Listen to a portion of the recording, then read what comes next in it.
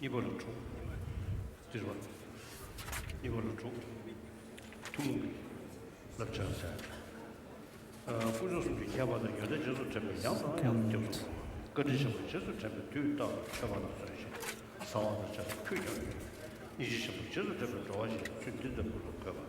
저 강제보다 그거 제일 꾸준히 소원을 지금 특별히 회의실에 얘는 사는 좀 좋아. 꾸준히 수업 시작을 시간 미동식 송 다본이 마셔봐서 신앙도 꾸준히 그렇게 개발되다 개발하고 대답했다 양양 이번에 라우라 델리 강조 Sorry, we are in the middle length of Lamrim text.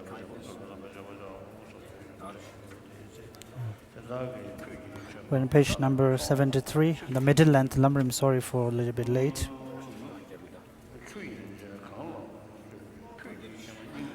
Remembering the differences and positive qualities of the three jewels and due to their taking refuge in them again and again. Alex. So again, we're on the page number 73, the last paragraph, middle length Lamrim. As explained above, think about the differences between non-Buddhist and Buddhist, as well as between the three jewels, and think about their positive qualities. Remembering their great kindness and due to that exerting yourself at all times to make offerings to them and offering them even the first portion of your food and drink. This is 10 points. Constant offering. Second, the peculiarity that the collections are completed with little trouble. Third, the impure offerings. For the manner of respect when offering. The next, the need to exert yourself in making offerings. If you do that through the power of the roots of virtue that grow in the most excellent field, the power of your intelligence with regard to the stages of the path will increase. As long as your intelligence is very feeble, such that you do not retain the words while listening, do not understand the meaning while reflecting, and nothing arises in your mind during meditation, the quintessential instruction is to rely on the power of the field. Also, the offering is not confined by the thing offered, it is confined for your faith. As is stated in the scriptures, if you have faith, it is enough to offer mandalas, water, and offerings that no one owns. Therefore, you should act accordingly, even if you do not have any material things to offer.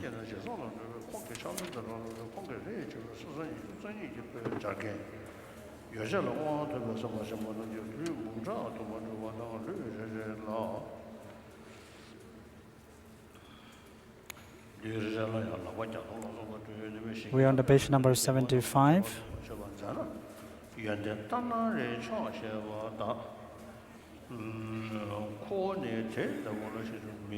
Remembering their great compassion and due to that establishing other migrating beings in such a mode of behavior. Out of mercy, you should establish other sentient beings in taking refuge as much as you can. Whatever you do and whatever requirements you see, rely on the three jewels and to what is in agreement with them, such as making offerings to them. However, it is inappropriate to rely in every way to that which is not in agreement with them, such as bond. Consequently, you should trust the three jewels at all times.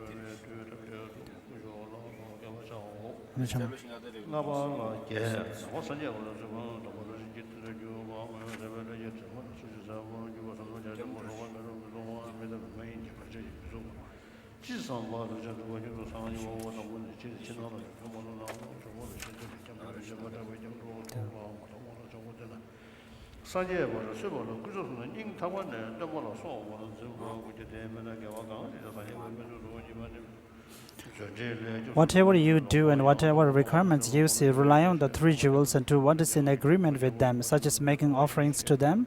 However, it is inappropriate to rely in every way on that which is not in agreement with them, such as bond. Consequently, you should trust the three jewels at all times.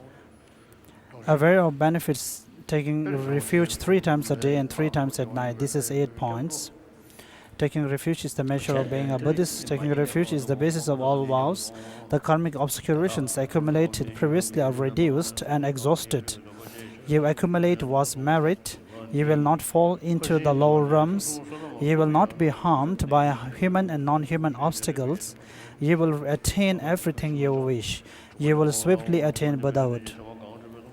Although generally speaking, there appear to be many ways of positing what constitutes non-Buddhist and Buddhist, it is widely known that the elder and Chantapa distinguish them by their taking of refuge. Therefore, Buddhists should be understood to be those who have achieved the taking of refuge and not given it up. Hence, as for the measure of being a Buddhist, it is necessary to consider the three jewels to be one's teacher and so forth from the bottom of one's heart. Without that, even though you do virtuous deeds, you will not be included among Buddhists. Taking refuge is the basis of all vows. In the auto commentary to the treachery of manifest knowledge, it says, those who take refuge gain access to taking all the vows correctly. And in 70 verses on taking refuge, it also says, Upasakas take refuge in the three, that is the root of the 8 vows. The intention is that through taking refuge, the thought of passing beyond sorrow is stabilized, and that the vows spring from that. The karmic obscurations accumulated previously are reduced and exhausted. In the compendium of the trainings, it says, here in the context of showing that negativities are purified by taking refuge, the story of the pig should be presented as an illustration. For instance, a son of God who was going to be reborn as a pig through taking refuge was not born as one. It is stated that those who have taken refuge in the Buddha will not go to the lower realms. They give up their human body and obtain that of a God.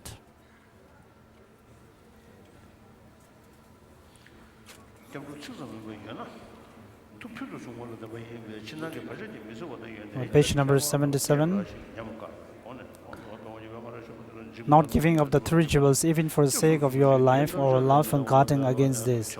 There is no doubt that we will be separated from this body life and possession. So, Islam Rim Chema now.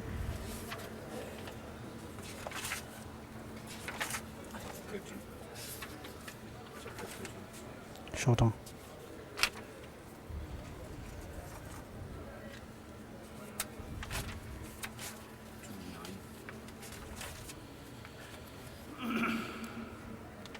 Daniela, some Georgia. Tai Chugunjo, let a woman do you choose a boy.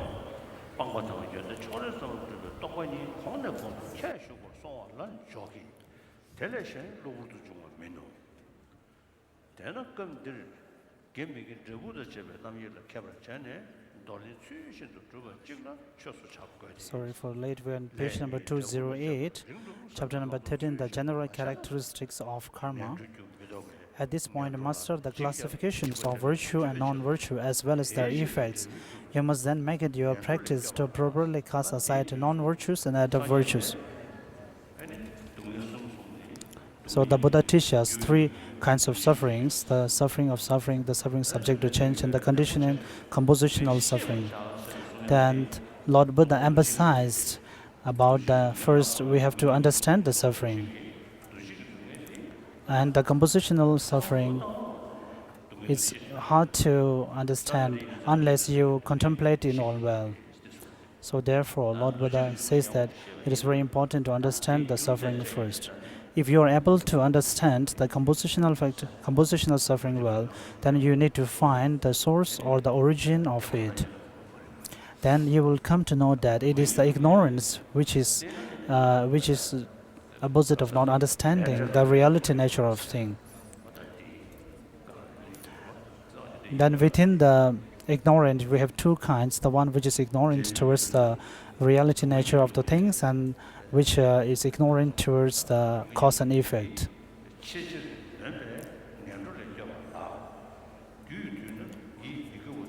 Consequently, in order to be protected from the miserable realms at the time, as it is stated in the foreign verses, that the non-virtues have to be avoided first.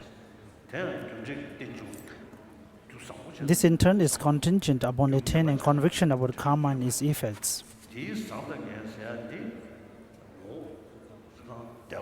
So here, when we speak about the good and bad, or the positive and negative, then the happiness or the joyful experience is positive, and the suffering is considered to be negative. Then the causes which brings the joyful experiences are also kind of negative, and the causes which brings the sufferings are also kind of the causes which brings the suffering is negative and the happiness is positive. And when you engage in such kind of causes, and if that brings the happiness in others, subsequently it will also bring the same happiness in you. And if you engage in such kinds of causes and conditions by which the other peoples will suffer, that in turn will bring suffering to you also. Which is page number 210, developing the faith of conviction that is the root of all temporary happiness and certain goodness. The second part of the explanation of how to achieve happiness in the next life, developing the faith of conviction in karma and its effects, consists of reflecting on karma and its effects in general and in detail. Reflecting on karma and its effects in general, this explanation is divided into the actual way in which to reflect in general. In general, the actual way to reflect on karma and its effects entails 4 points: the certainty of karma, the magnification of karma, not experiencing the effects of action that you did not do, that the actions you have done do not perish. So, if a cool breeze comes to you, and if we have to say that it is also an effect of karma, then it is something we have to think about it. But due to the cool breeze blowing, if you find a pleasant emotion, then that is due to the effect. But the nature of blowing the cool breeze itself, if we have to refer to it as also due to the karma, then we have to think again about it. Due to the blowing of a cool breeze, it may bring a happiness to a certain person, but for the other it may not be the same. It may be an unpleasant feeling. So for a certain person, a cool breeze brings a pleasant emotion. For other, it brings a kind of sufferings. So it shows that it is even due to the karmic. All happiness in the sense of feelings of ace, whether of ordinary or noble beings, including even the slightest pleasures, such as the rising of a cool breeze for being born in a hell, arises from previously accumulated virtuous karma. It is impossible for happiness to arise from non-virtuous karma. All sufferings in the sense of painful feelings, including even the slightest suffering occurring in an arahat's mind stream, arise from previously accumulated non-virtuous karma. It is impossible for suffering to arise from virtuous karma. The precious garland.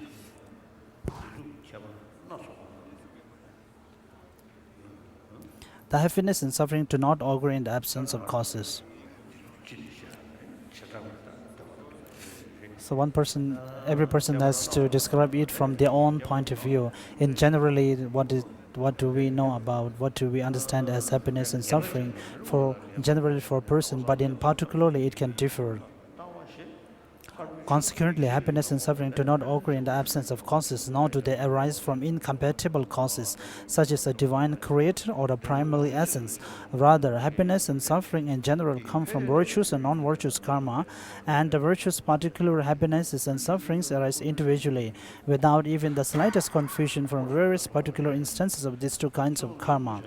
Attaining certain knowledge of the definiteness or non-deceptiveness of the karma and its effects is called the correct waypoint for all the Buddhists and is praised as the foundation of all virtue. The magnification of karma. An effect of immense happiness may arise from even a small virtuous karma. An effect of immense suffering may arise from even a tiny non-virtuous karma. Hence, internal causation seems to involve a magnification that is not found in external causation. Moreover, it is said in the collection of indicative verses, like a poison that has been ingested, the commission of even a small sin creates in your lives hereafter great fear and terrible downfall. As when grain ripens into a bounty, even the creation of a small merit leads and lives hereafter to great happiness and will be immensely meaningful as well. Become certain about how great effects may arise from small actions by studying the narratives of past events presented in texts such as the Basis of Discipline, the Sutra of Wise and the Foolish, and 100 Action Sutra. For example, there are the stories from the Basis of Discipline about the herdsman Nanda and the frog bitten by his staff, the goose, the fish, the 500 tortoises, and the 500 hungry goats, the farmer and the 500 bulls, and from the Sutra of the Wise and Foolish, the accounts of Suvarna Devata, Suvarna Vasu, and Hastipala.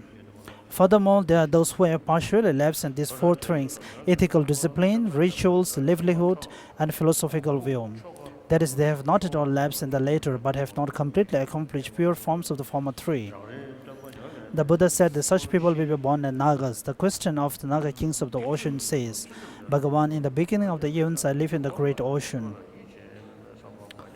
On the page number 212. Further, it is said that during the continuation of the teaching of teacher Karakuchanda, 980 million householders and the renunciates were born as Nagas on account of their lapsed rituals, livelihood, and ethical discipline. During the continuation of the teaching of teacher Kanakumuni, there were 640 million. During the continuation of the teaching of teacher Kashyapa, there were 800 million. During the continuation of the teaching of own teacher, 990 million have been or will be reborn as Nagas. Even since our teacher passed into Nirvana, those of the four types of followers who commit sins and those ethical discipline lapses are born as Nagas. We're in the last para. Therefore, solidify the certainty that even the subtlest of the virtuous and non-virtuous actions follow you like shadows and produce both great happiness and great suffering. Then strive to cultivate even the subtlest of virtues and to eliminate even the subtlest of sins and infractions. The collection of indicative verses, just as the shadows of the birds who dwell in the sky are more along with them, beings are followed by what right and what wrong they have done. Just as when those with few provisions set out on the road and travel in suffering, living beings who have not cultivated good karma travel to the miserable realms. Just as when those who have prepared many provisions setting out on the road and travel in happiness, living beings who have cultivated good karma travel to the happy realms. And also do not scorn even the tiniest sin, thinking that if you will do no harm, it is through the accumulation of the drops of water that a great vessel gradually fills. And further, do not think that the commission of even a tiny sin will not pursue you. Just as a large vessel is filled by falling drops of water, so too is a fool filled up with sins accumulated a little at a time. Do not think that the cultivation of even a tiny virtue will not pursue you. As Kundar Rinpoche has stated,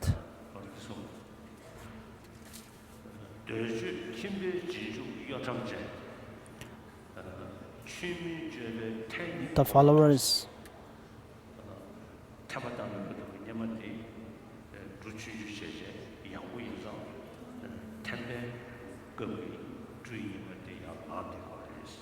so the dry rice, normally on the grass it dries off.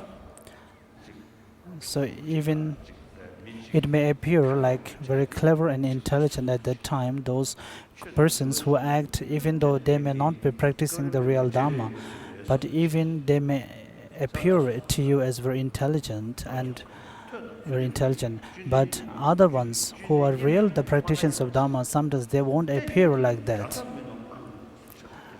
But in reality, in the ultimate happiness that they will enjoy will be different.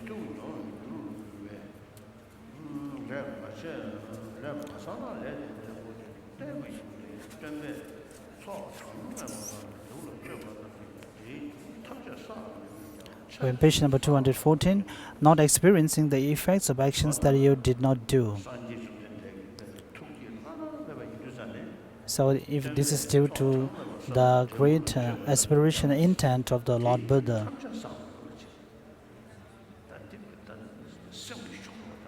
So it is a great intent of his. If you have not accumulated the karma that is cause for an experience of happiness or suffering, you will in no way experience the happiness or suffering that is its effect.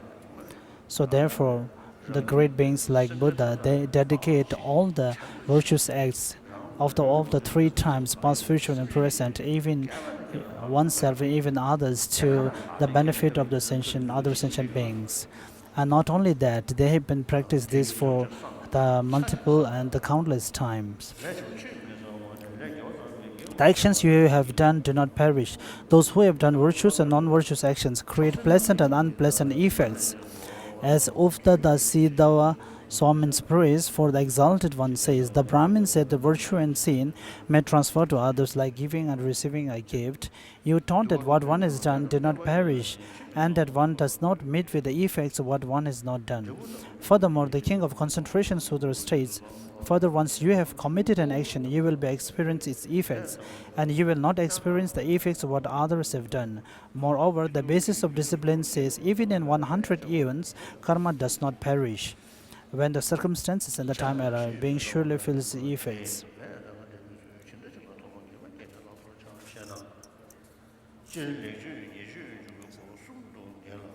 When page number 216, reflecting on the distinctions among the varieties of karma. The presentation of the distinction among the varieties of karma is two parts. The principal teaching of the 10 parts of action, the determination of the effects of actions. Given that I have ascertained the causality of the happiness and suffering as explained previously, I have understood that karma increases and that I have not met with the results of action that I have not done, and that actions I have done will not perish. About what sorts of karma and effects should I initially develop certainty? What should I adopt and what should I cast aside? Reply: in general, you can conclude that there are 3 ways to engage in good and bad contact: physically, verbally, and mentally. Although not all the virtues and non-virtues of these 3 ways are included within the 10 paths of action, still the Buddha, the Bhagavan, summarizing the key points, taught the most obvious, of course, among the virtues and non-virtues as being the 10 parts of virtues and non-virtuous actions. He taught that the extremely great foundation for a misdeed are the 10 parts of non-virtuous actions. He saw that when you give up these 10, you adopt virtuous actions, and that the most important points of these virtuous actions are also 10 in number. Therefore, he taught 10 paths of virtuous actions, the treasury of knowledge. Systematizing the most obvious among them, the Buddha said that the paths of action, virtues or non-virtues, are 10. And the execution of the discipline says, if you practice these 3 paths of action, guarding your speech, being restrained mentally, and not committing physical non-virtues, you will achieve the path taught by the sage. Knowing the 10 paths of non-virtuous actions and their effects, restrain you from even being motivated to commit them. Then practice the paths of action of the 10 virtues, in which your body, speech, and the mind are not at all mixed with the paths of non-virtuous action. This practice is indispensable as the basis for all 3 vehicles, as well as for the accomplishment of the 2 aims of beings. Hence, the conqueror repeatedly praised it from many perspectives. The questions of the Naga kings of the ocean states, what I have called virtues are the taproots of the perfection of all deities and humans. They are the taproots of the enlightenment of Sarvakas and the Pratikya Buddhas. They are the taproots of the unexaled, perfect enlightenment. And what are these taproots? They are the 10 virtuous actions. And also, for example, all lot of Nagas, all villages, cities, municipalities, districts, countries, and kings' palaces, all grass, bushes, medicinal herbs and trees, all fruits of labor, all stocks of seeds, the growth of all harvest, their plowing, harrowing, and production, everything rests on the earth. Their source is the earth. So before going through detail about the karmic, I want to take medicine for my coughing.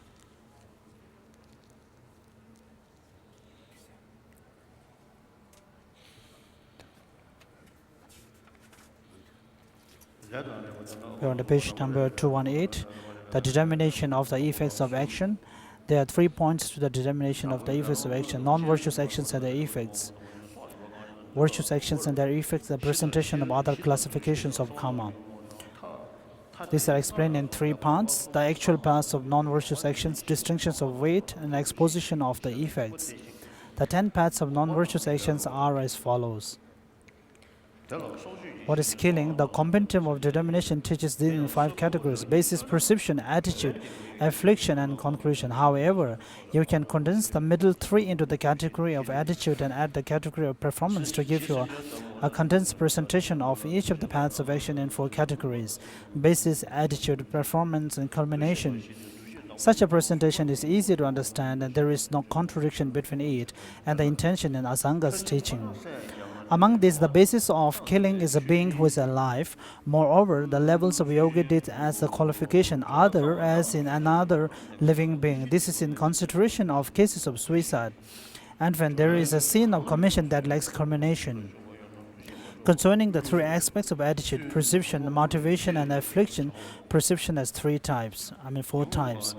Perceiving a living being to be a living being, perceiving a living being not to be a living being, perceiving what is not a living being not to be a living being, perceiving what is not a living being to be a living being. The first and third perceptions are accurate, whereas the second and fourth are mistaken. In some cases, there may be specific motivation. For example, someone may plan to kill only someone called Devadatta, and he or she then commits murder. However, if this person mistakes Yashnadatta for Devadatta and kill him instead, there is no actual sin.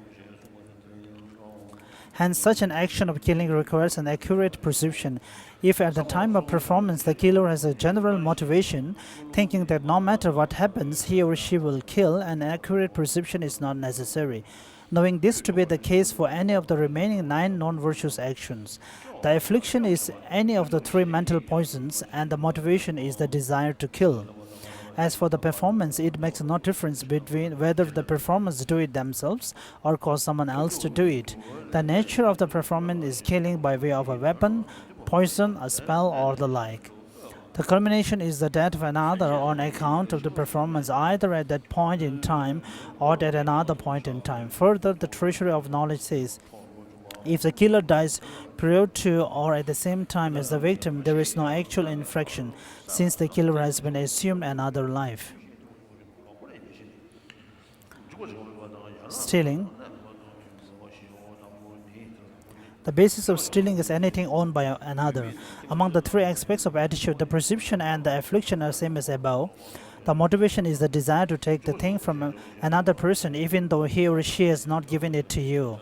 As for the performance, the performer is as before. The nature of the performance and act of stealing is either robbing by force or theft by subterfuge. They are equivalent. Further, whether people engage in deceit about debts and trusts or what is not given by other deceitful means, and whether they act for the sake of their own interests or others' interests or to harm another, these are all equally considered stealing. As for the culmination, the compendium of determination says, moving it to another location. While there are many cases that are incompatible with the meaning of this passage, moving the thing from its original place to another is merely an illustration. In the cases of things such as fields, moving it is not possible, yet you must be able to proceed a culmination. Therefore, in such a case, the culmination is thinking that you have acquired. Further, if you cause another to rob or cause them to steal, it is enough that the other person has that thought. This is like the case in which someone is killed without your knowledge, but by some person whom you have sent.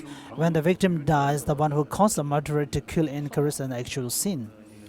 Third, sexual misconduct. There are 4 possible bases of sexual misconduct: a person with whom you should not have intercourse, inappropriate body parts, inappropriate places, and inappropriate times. Those with whom one should not have intercourse in case of men or women with whom you should not copulate, all man and innocuous. The compendium of determination refers to the first. Those indicated in the sutra, such as your mother, and those protected by mothers, are those with whom you should not have intercourse.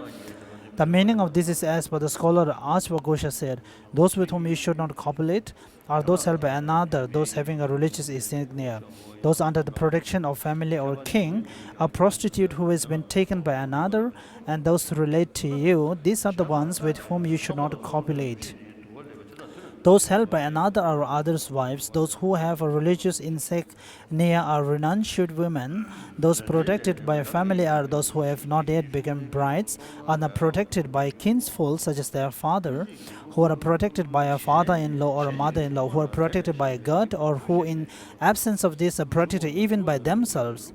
Those protected by a king or his representative are those concerning whom a punitive law has been laid down. The line stating that sex with a prostitute for whom another is paid is sexual misconduct shows that there is no sexual misconduct in hiring a prostitute yourself.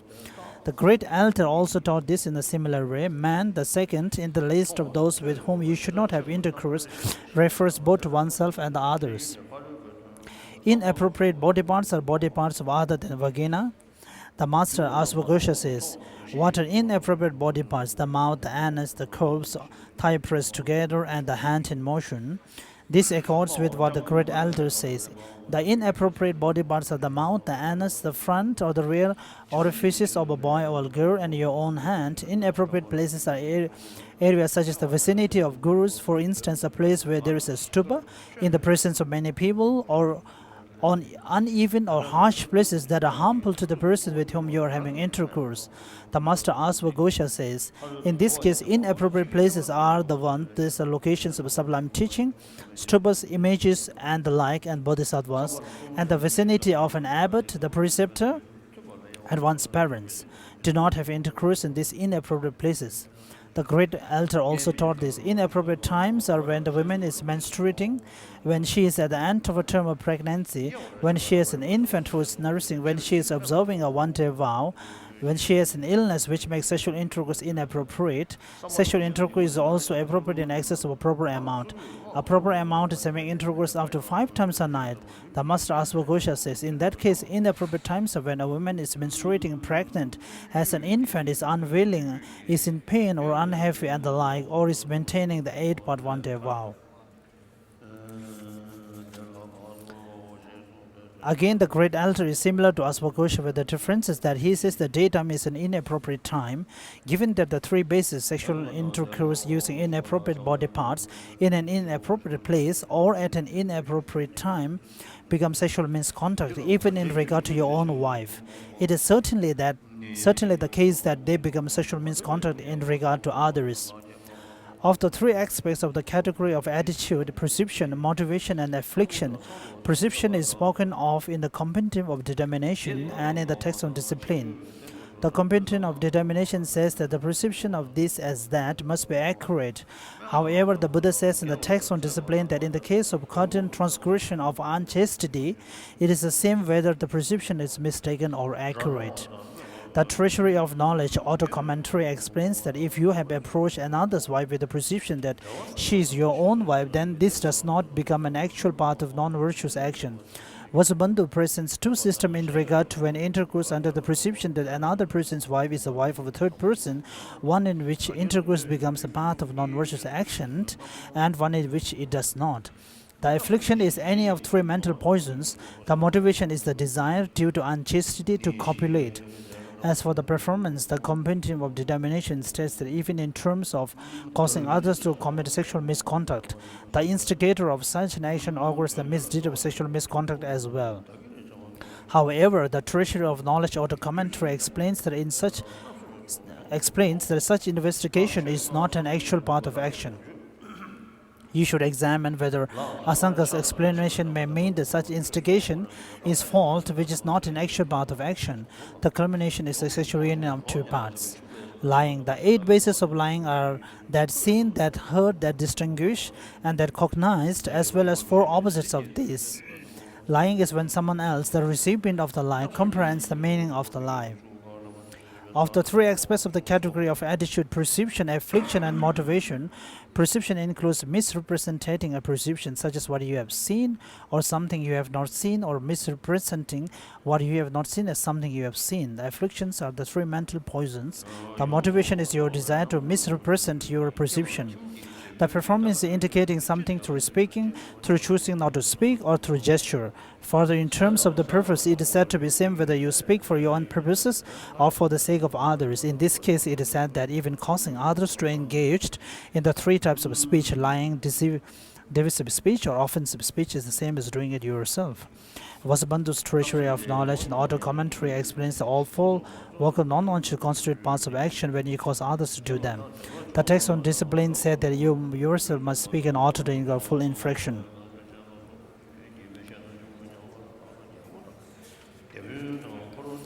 We're in page number 225. The malaise. The basis, perception, and affliction are the same in the case of offensive speech.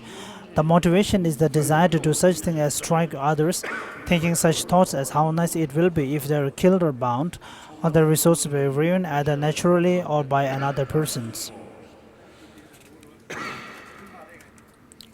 In between this, we have completed divisive speech, offensive speech, senseless speech. So it's stated in Shamar, Stages of Path to Enlightenment text. When we do the great peace and power practice according to the Tantra, it is possible that we may generate some malicious mind. When we do violent performance, it is possible that sometimes you may generate harmful intents or actions. But if you engage in such kinds of tantric practice with a wish to benefit others and also combined with the understanding of profound emptiness, if you have the support of these perceptions, and if you are able to visualize the deity itself as the empty of intrinsic reality, and the root and the fundamental intention has to be benefiting others. So, but the timely motivation may be another one, since it has been combined or motivated by a compassion to help others. But the timely motivation which comes during the act of doing may be different. So therefore, in order to take the anger in a positive way, the Tibetan term she dang means getting angry towards somebody from the core of your heart. But if you take the literal meaning, then it is very difficult for you to turn the anger into a means of benefiting others. And we have many monks who normally do prayers to go to the homes. So normally we say that when we do the pujas and prayers, we means of collecting virtuous things. But in reality, if your mind is filled with a malicious mind and anger and all these things, it may not become a positive act.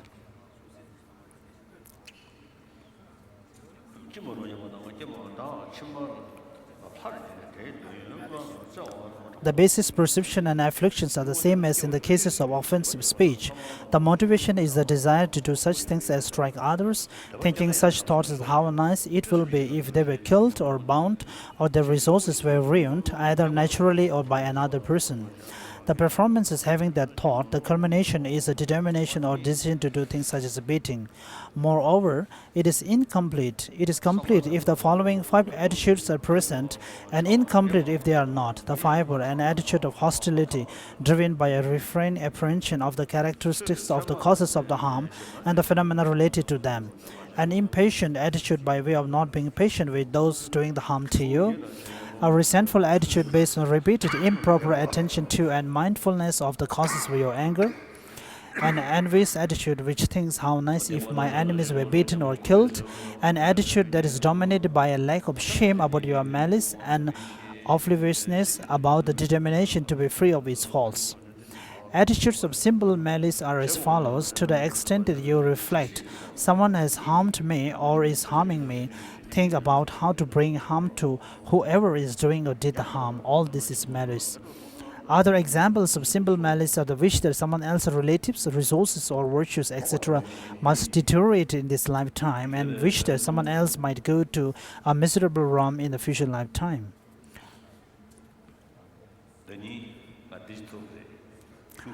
Last year I met someone in Cuba who has been Refuge in America. He was really a practitioner of Christian. In Cuba, there were some terror problems with the Castro, and there were a lot of operations. So he came as a refuge and told me about his own history.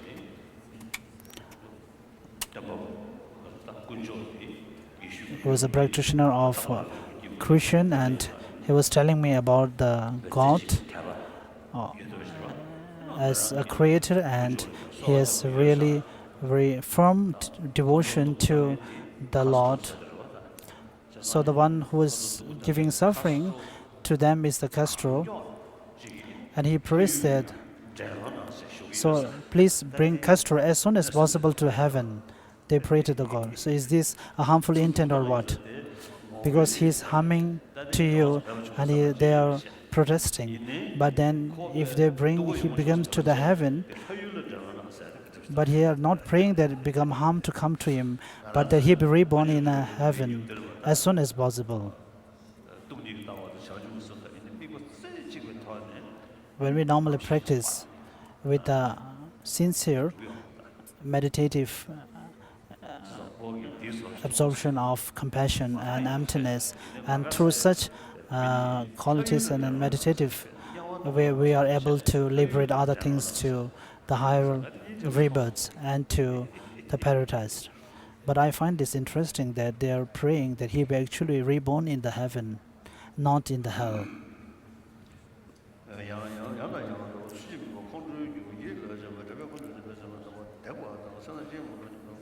Wrong views. The basis of wrong views are existent objects of the three aspects of the attitude. The perception is perceiving to be true the meaning of a mistaken denial of the existence of an existent object. The affliction is any of the three mental poisons.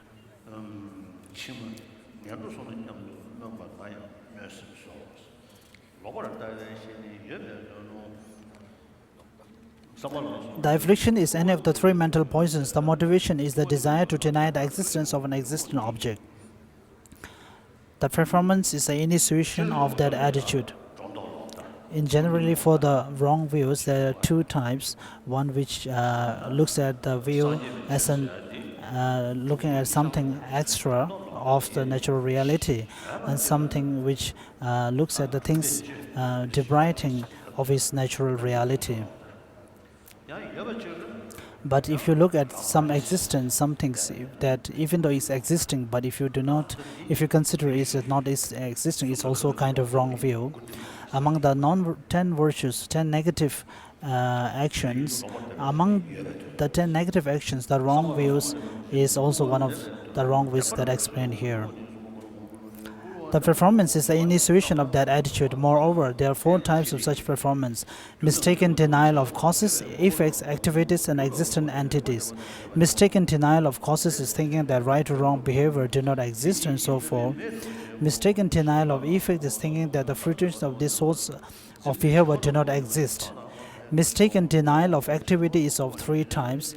Mistaken denial of activities of planting and retaining seeds is thinking that there are no fathers and mothers. Mistaken denial of the activities of going and coming is thinking that there are no former and future lives. Mistaken denial of the activity of birth is thinking that living beings cannot have a spontaneous birth. The 4th type of performance of wrong view, mistaken denial of existing entities, is thinking that arahats and such do not exist. The culmination is the certainty that you have denied something. A full-fledged wrong view is associated with these 5 attitudes. An attitude of confusion due to not knowing objects of knowledge exactly, a violent attitude due to delighting in sins, an attitude that continuously operates in the wrong way because of the pondering improper teachings, an attitude that is impaired because of a mistaken denial that such things as gifts, religious offerings, burnt offerings, and right behavior do not exist. An attitude that is dominated due to these wrong views by shamelessness and obliviousness about the determination to be free of its faults. If these 5 are not present, our wrong view is not full-fledged. Although it is certainly the case that there are other wrong views, only this is called wrong view, for it is the greatest of all the wrong views, in that it is through this wrong view that you sever all your roots of virtue. Further, it is this wrong view that is conducive to your doing whatever sins you want. With respect to these 10 non-virtues, you may undertake killing, offensive speech, and malice with any of the 3 mental poisons, but you bring them to culmination through hostility.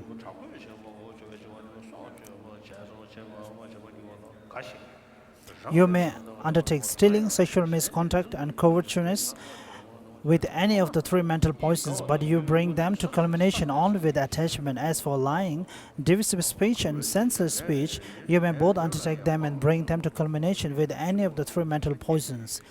You may undertake wrong view with any of the 3 mental poisons, but you bring it to culmination only with delusion. Among these 10, intentions are actions, yet they are not paths of action. The 7 non-virtuous actions of the body and speech are not only actions but are also paths of action, because body and speech are the basis of the intended operation. The 3 mental non-virtues, covetousness and so on, are paths of action but are not actions. Distinctions of weight.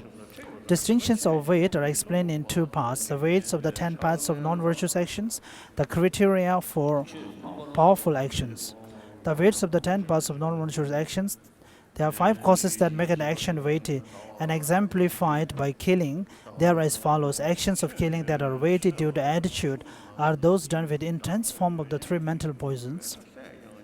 Killing that is weighty due to performance includes killing with the mind, delighting in and being glad about having taken life, or taking life in the future, engaging in the actions. So it is really possible that the suffering may vary depending upon the hugeness of the body.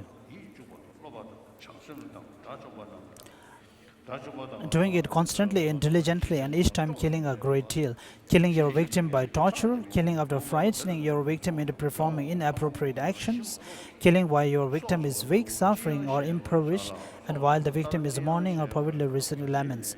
A killing that is weighty due to the absence of an antidote is one that is done while not taking any precepts on a daily basis, while not doing any such thing as observing one-day vows on a new moon or on the 8th, 14th, 15th day of the month, while not occasionally being generous, collecting merit, speaking about the teaching, making obeisances, rising when a respected person enters your presence, pressing your palms together in respect, or having an attitude of veneration. Why not from time to time becoming ashamed, embarrassed, or having a preponderance of contrition? Why not having reached either a state of freedom from worldly attachment or clear knowledge of the teaching? Killing that is weighty due to clinging to the previous is that done in the reliance on any sort of wrong view. For example, there are those who kill out of a desire to be religious, relying on the views of those who make animal sacrifices. They think that there is no fault in slaughtering livestock because the Lord of all beings created them to be used. Killing that is weighty due to its basis is taking the life of a large animal, a human fetus, your parents, your uncle or aunt, someone such as a guru, a close friend, a learner, a bodhisattva, arahat, or a pratikya Buddha. Also, it is killing which is weighty due to its basis when you know that a Tathagata cannot be killed and you bring forth blood from a Buddha with an intention to harm. Killing that is done with the opposite of those 5 causes is a light killing. You should understand that the weight of the remaining non-virtuous action is similar to killing except for the bases which are as follows. Stealing is weighted due to its basis. If it involves taking a great deal or taking good things, or stealing after deceiving those who trust you, or stealing from the lowly, the impoverished, the renunciates, or the other Buddhist practitioners, or involves stealing what is highly valued or stealing the property of learners, arahats, pratikya Buddhas, the community, or the stupas. Sexual misconduct that is weighty due to its basis is sleeping with those whom you should not have intercourse with, your mother, those who are her relatives, the wives of men who are close friends, nuns, probationary nuns, or female novices. In terms of appropriate body part, sexual misconduct that is weighty due to its basis oral intercourse. In terms of improper time, it is intercourse with one observing a one-day vow, a pregnant woman at the end of term, or one who is ill. In terms of an inappropriate place, it is intercourse in the vicinity of a stupa or within the compound of the community.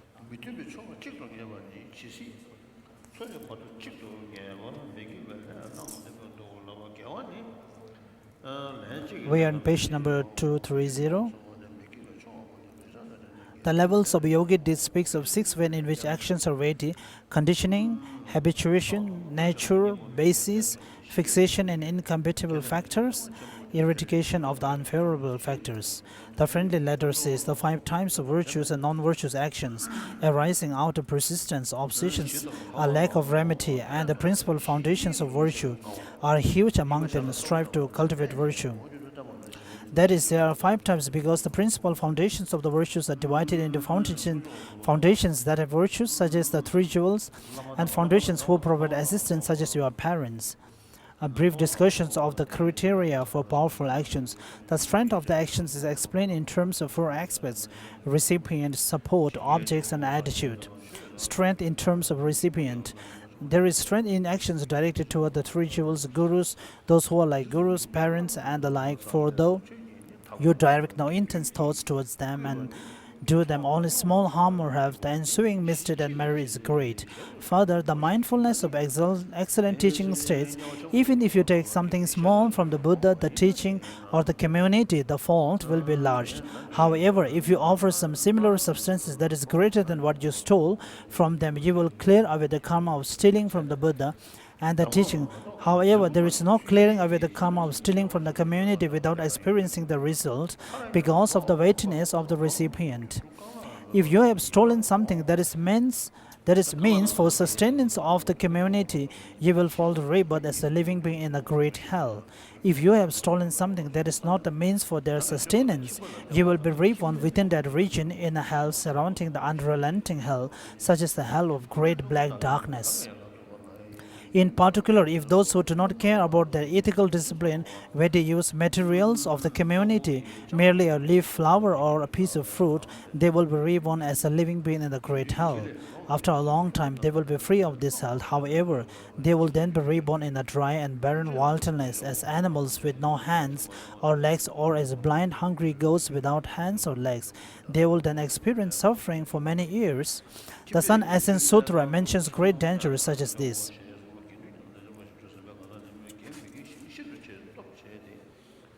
On page number 232,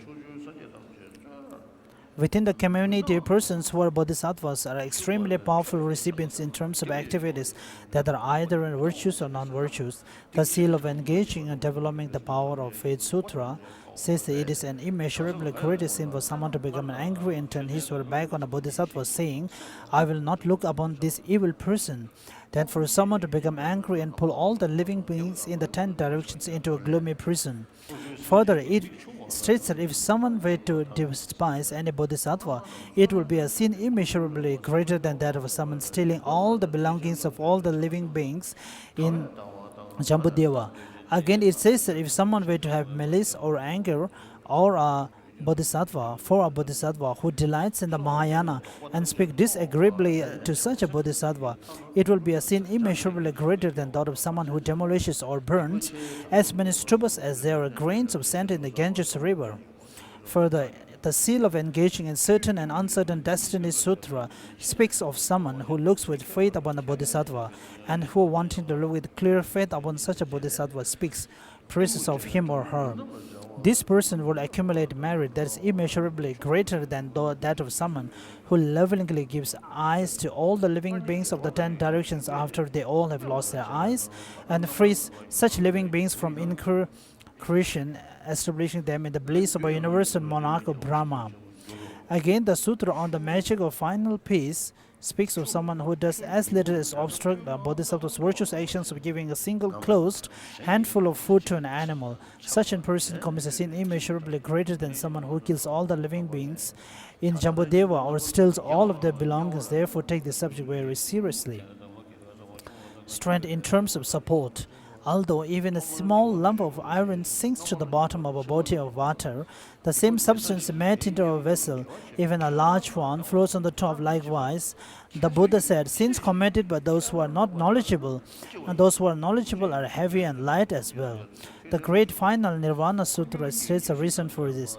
Just as a fly that is stuck to the nasal mucus cannot extricate itself, so the ignorant cannot extricate themselves from even small shortcomings. Further, they cannot do virtuous actions because they are without regret. Even though they have previous virtuous actions, they defile them with sins because they hide their faults. The causes of experiencing a fruition of a non-virtue in the present lifetime are therefore transformed into causes of great suffering and become causes for experiencing a very severe hell. This is similar to the way in which a handful of salt is put in a little water, the water becomes hard to drink, or to the way in which a person who borrows a gold coin from another but cannot repay it falls deeply in debt and suffers. Further, in 5 ways, even light causes of fruitions in the present will ripen in the hell, being ignorant, having small roots of virtue, having weighty sins, not having been regretful, and perform a purification and not initially cultivating virtue.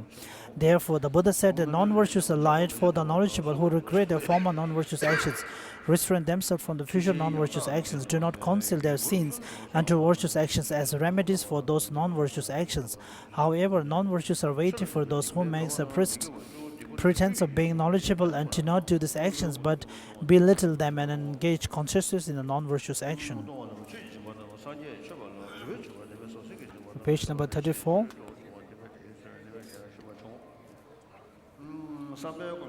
In the second last para, the Sutra on overcoming faulty ethical discipline. So in page number 235, The strength in terms of attitude. The heap of Jewel Sutra mentions all of the living beings in the universe of 3 billion volt system, each making a stupa of the Buddha as large as Mount Meru, and each paying reverence to it in all their actions for the 10 million eons. It says they're far greater than the merit that is merit in a bodhisattva's throwing just a single flower toward a stupa with an attitude that is imbued with a desire to attain omniscience. Understand that in the same manner, there are variations in the amount of merit you accumulated from the perspective of differences in attitude, such as focusing on superior or inferior goals or focusing on your own or others' interests. The amount varies as well from the perspective of the strength or weakness of your attitude, whether it's brief or long-lasting, and so on. With regard to wrongdoing, afflicted attitudes that are strong and long-lasting have greater strength, and among this hatred is very powerful. Engaging in the bodhisattva states, all the good behavior, generosity, offering to the Sugatas and the like, amassed for 1,000 eons, is destroyed by a single moment of hatred. Anger, moreover, towards spiritual companions and even more to conquerors, children is very weighty. The King of Concentration Sutra. When people have malice towards each other, learning and ethical discipline cannot protect them from this fruition. Concentration does not protect them, nor can living in solitude. Generosity does not protect them, nor does offering to the Buddhas. Engaging in the bodhisattva deeds. Were you to harbor harmful thoughts towards such a conqueror child, a benefactor, you will remain in hell for eons as numerous as those thoughts, thus the sages said. Page number 236. An exposition of the effects, the fruitional effects. Each of the 10 parts of action depends upon the basis of 3 mental poisons that occur in 3 strengths, small, medium, and great. Therefore, there are 3 fruitional effects for each action in the levels of yoga deeds.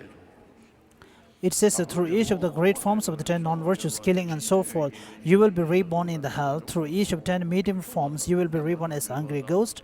And through each of the 10 small forms, you will be reborn as an animal.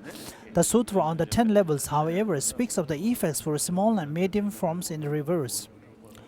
Casually concordant effects. Even when you are reborn from the miserable realm as a human, as you still experience the effects of non-virtuous actions as follows. A short lifetime, a lack of resources, an unruly spouse, much slander, loss of friendships, hearing unpleasant words, others not listening to your words, respectively, and predominance of the attachment, hostility, and confusion. The chapter of the Truth Speaker and Sutra on the 10 levels both stated each of the non-virtuous actions have 2 effects. They say that even if you are born a human, still you will have a short lifespan and many illnesses. You will have few resources, and the resources you do have will be shared with others. Your habits will be disorderly or untrustworthy, and you will have a contentious spouse. Others will slander you a great deal, and they will deceive you. Your habits will not get along and will misbehave. You would hear unpleasant and quarrelsome speech. Your words will not be respected or understandable, and your confidence will not be unshakable. You would have great attachment and non-contentment. You would seek the unbeneficial or not seek the beneficial, and you will harm others or others will harm you. You will have bad views and will be deceitful. The former gurus assert the liking to kill and so on even once you have been born a human are casually concordant behavioral effects, and the above mentioned effects are casually concordant experiential effects. Environmental effects. From the non-virtuous actions of killing such things in the external environment as food and drink, medicine and fruits will have little strength, be ineffective, have little potency and power, or being difficult to digest will induce illness. Hence, most living beings will die without lying of their expected lifespans. So here the black karma, negative karma. So its result and all is finished here.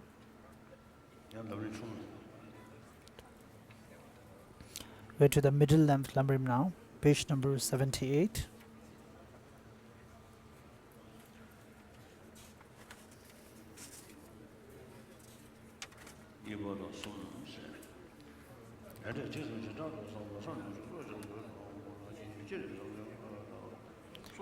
Generating the faith of conviction and karma and its effects. This is 3 points: considering karma and its effects in general, considering karma and its effects in particular.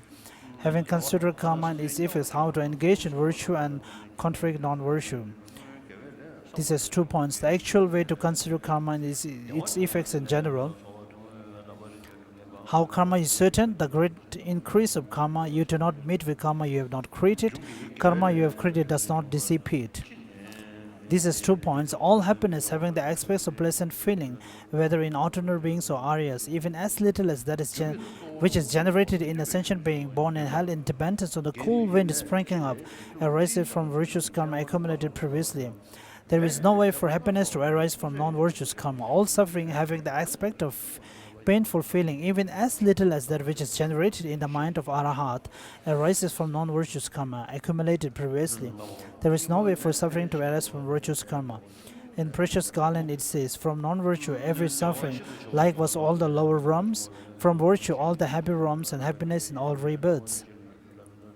Therefore happiness and suffering do not arise without cause, or from an encouraged cause, which such as the primal matter and Ishvara. In general, happiness and suffering arise from virtuous and non-virtuous karma, and the virtues specific of happiness and suffering also arise individually from the various specifics of the two types of karma without any inconsistency. To gain certainty with regard to actions and their effects, being certain and infallible is said to be correct way of all the Buddhists, and is praised as the foundation of all wholesome qualities.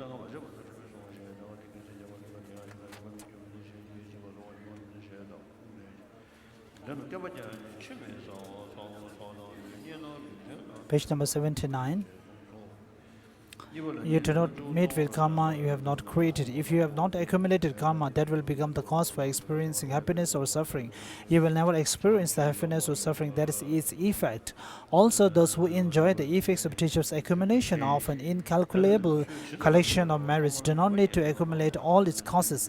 However, they do need to accumulate one part of them. Karma you have created does not dissipate. The virtuous and non-virtuous actions that have been done issue forth pleasant and unpleasant effect. In the praise of Exalted One, it says, Brahmins say that they can transfer virtues and negativities, as though giving and taking them. You said what is done won't vanish, what is not will not be met. And then from the King of Meditative Stabilization Sutra, plus you cannot but touch your deeds. What others did you will not feel. And from the basis of scriptural transmission, karmas do not go to waste. Even in 100 years, when they find the time and prerequisites, they will bring the effects for the embodied beings. Considering the specific division, this is 2 points, indicating that there are mainly 10 parts of actions, settling actions and their effects.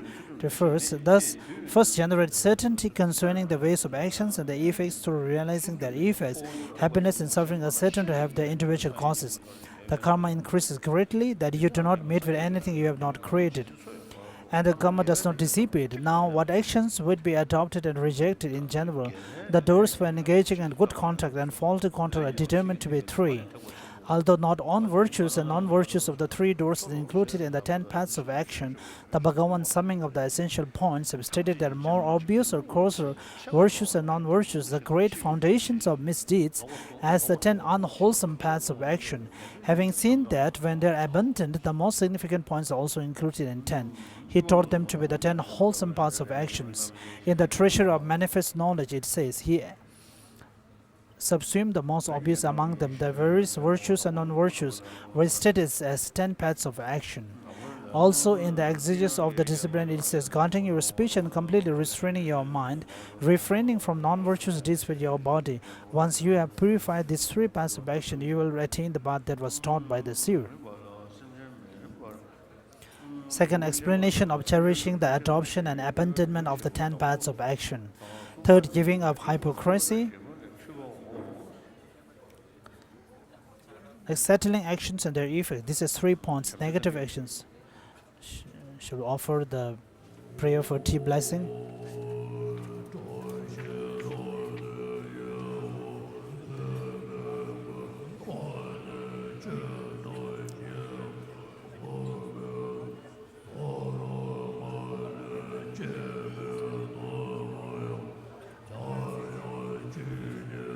This is the praise to Jamyang Chuje.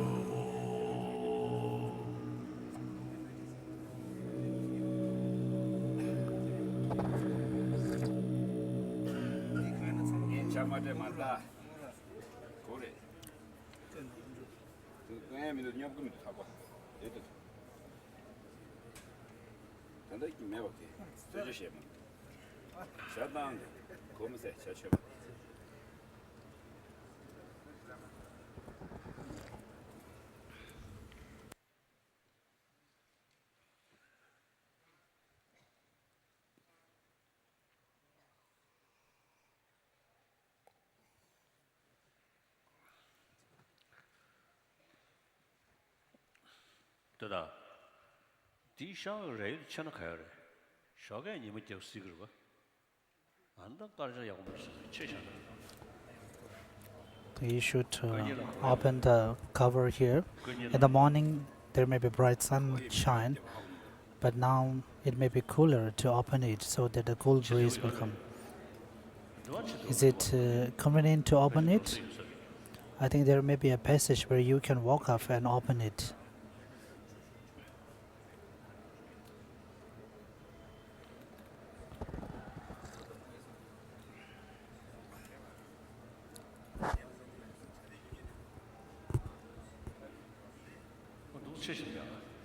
I think it's better if you open it.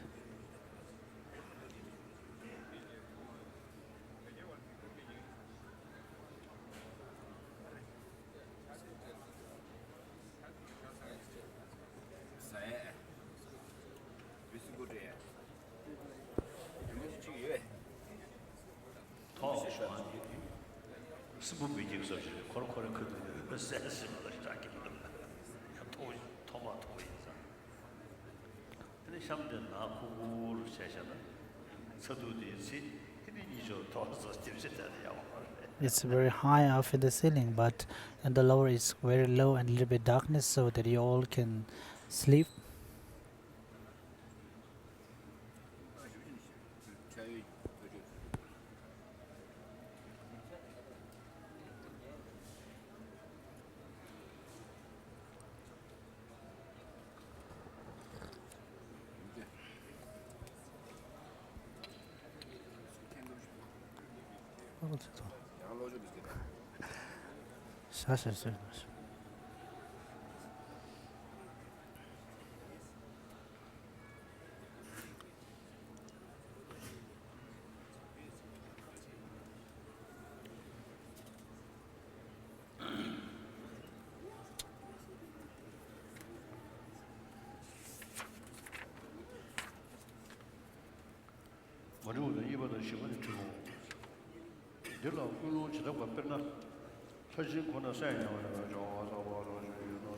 Page number 81, continuing from the middle and lumbering.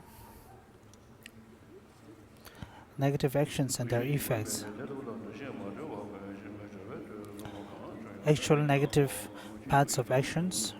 It is 2 points, the actual paths of action, the distinction between actions and paths of actions. This is 10 points: killing, stealing, sexual misconduct, lying, divisive speech, harsh words, idle talk, covetousness, harmful intent, wrong views. First, killing. This is 4 points: basis, attitude, performance, and completion. The basis of killing is another sentient beings. Discrimination. With regard to the basis, there are discrimination of a sentient being as a sentient being, the discrimination of a sentient being as not a sentient being, the discrimination of what is not a sentient being as not a sentient being, and the discrimination of what is not a sentient being as a sentient being. The first and third discrimination are unmistaken, while the second and fourth are mistaken. That is, if you have the motivation, for instance, of intent to kill only Devadatta, but then when it comes to the performance, you mistakenly kill Yajna Datta, there is no negativity to do with actual basis. For that, an unmistaken discrimination will be necessary. However, if at the time of the performance you have the general motivation to kill whoever is at hand, an unmistaken discrimination is not necessary. You should be aware of this rule also with regard to the remaining 9 as appropriate. Motivation consists in the wish to kill. This performance has 2 points. It is the same whether you yourself perform the killing or whether you cause someone else to do it. The entity of the performance is doing it by means of a weapon, poison, mantra, or whatever it is. The completion consists in the death of the other being due to the condition of the performance at the time or at another time before you die yourself. Stealing has 4 points: basis, attitude, performance, completion. The basis of stealing is anything that someone else has obtained. As for the attitude, among the three, the discrimination and the mental afflictions are as above. The motivation consists in the wish. After you open the cover, it's much cooler now. There is sunlight on that side, but there is no sunlight at this side. I think you can open this side also. If the sunlight comes, then we can close it once again. The motivation consists in the wish to take it away from other person without it having been given. This is 2 points. As regards the performance, the performer is as explained above. As for the entity of the performance, it is the same whether you take someone by force or steal it cynically. In addition, being deceitful with respect to a debt or trust in using other fraudulent methods also constitutes stealing. Also, whether it is done for one's own or someone else's sake or to harm someone and the like, it is stealing. The completion consists in the arising of the thought that you have obtained it, or if you have caused someone else to rob or steal, it is enough for that thought to arise in him. This is like when someone kills someone else due to an order. When the latter dies, the negativity of the actual path of action befalls someone who gave the order, even if he does not know the person is dead. Sexual misconduct has 4 points. The basis of sexual misconduct has 4 points. Those who you should not have intercourse with are your mother and so forth. Women under the care of their mothers and so forth. All men, hermaphrodites, and ordained women. Inappropriate body parts are those other than the entrance to the womb, such as the mouth. Inappropriate places are in the vicinities of gurus, places with stupas, and the like. Inappropriate times of pregnancy, when you abide by one-day vows, and so forth. This is attitude. This is 3 points. The 3 positions of scholars are: the commentator states the discrimination of that a non-mistaken discrimination is necessary. The Vinaya states that with regard to the defeat of impure conduct, it is the same whether the discrimination is mistaken or non-mistaken. The author commentary to the treasury of manifest knowledge explains that if you approach someone else's wife, discriminating her to be yours, this will not constitute the path of action under discussion, and that there are 2 ways in which getting involved with someone else's wife, discriminating her to be the wife of yet someone else, may or may not constitute such a path. The mental affliction can be any of the 3 poisons. The motivation is a wish for intercourse in a manner that constitutes impure contact. The performance consists in enduring for the sake of that. The completion consists in the 2 coming together by the 2. Lying, this is 4 points. Basis, attitude, performance, completion. The basis of lying is 2 points. The basis of expression is the 4, that which one has seen, heard, distinguished, or become fully aware of, as well as their 4 opposites. That the object comprehends is that the other person understands the meaning. This attitude has 3 points. Discrimination consists in making something one has seen into something one has not seen and like. Mental affliction is any of 3 poisons. The motivation is the wish to express is changing the discrimination. Performance, this is 2 points. The actual performance, clearing up the doubts. The performance consists in indicating something by saying it, by making sure not to say anything, or through body language. Clearing up doubts, this is 2 points. Clearing up the doubt that depends on the purposes. More in the scripture, it says that it is the same whether you say it for your own or someone else's sake. This is 3 points. Here it is stated that with respect to lying, divisive speech, and harsh words, even through your requiring someone else to perform them, these 3 will come about. In Treasury of Manifest Knowledge, the root text and its commentary, it is explained that all 4 associated with speech become paths of action through your requiring someone else to perform them. In the Vinaya, it is stated that in order to produce a complete downfall, you yourself must speak. Completion, this is 2 points, the actual completion and clearing up doubts. The actual completion is understood by other person. The author commentary to the treasure of manifest knowledge explains that if it is not understood, it becomes merely idle talk. It is also the same for divisive speech and harsh words. These are 4 points. Basis. The basis of divisive speech are sentient beings who are in agreement or not, or in disagreement with each other. Attitude among the three, the discrimination and afflictions are above, whereas the motivation consisting in the wish to divide sentient beings in agreement and the wish for those in a disagreement not to be reconciled. Performance consists in expressing either pleasant or unpleasant subject matter with either true or untrue words and saying them for either your own or someone else's sake. The completion consists in the divisive words that are expressed being understood. These are 4 points. Harsh words has 4 points. Basis of harsh words is a sentient being who has become the basis for the arising of a hostile attitude. The discrimination and the mental affliction are as above. The motivation is the wish to speak with harsh speech. The performance consists in speaking unpleasantly, either truthfully or falsely, about the person's fault associated with his lineage, body, ethics, or behavior. The completion consists in the one to whom it was said understanding the meaning. These are 4 points. Basis of idle talk is a meaningless topic. Among the three, although with regard to the discrimination, nothing has been stated other than it is discrimination of that as that. Here it is to talk having discriminated the very topic one wishes to express as that. Because in the case of idle talk, there is no need for someone to understand it. The mental affliction is any of the poisons. The mental motivation is the wish to take disconnectedly and randomly. The performance consists in setting about uttering idle talk. The completion is to finish uttering idle talk. These are 4 points. Covetousness has 4 points. Basis of covetousness is the possessions or provision of someone else. Among the three, the discrimination consists in discrimination of that basis at that. The mental affliction is any of the 3 poisons. The motivation is the wish to make it one's own. The performance consists in making an effort for the object of that thought.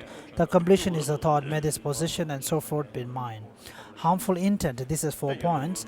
The basis, the discrimination, and the mental affliction of harmful intent are the same as with harsh words.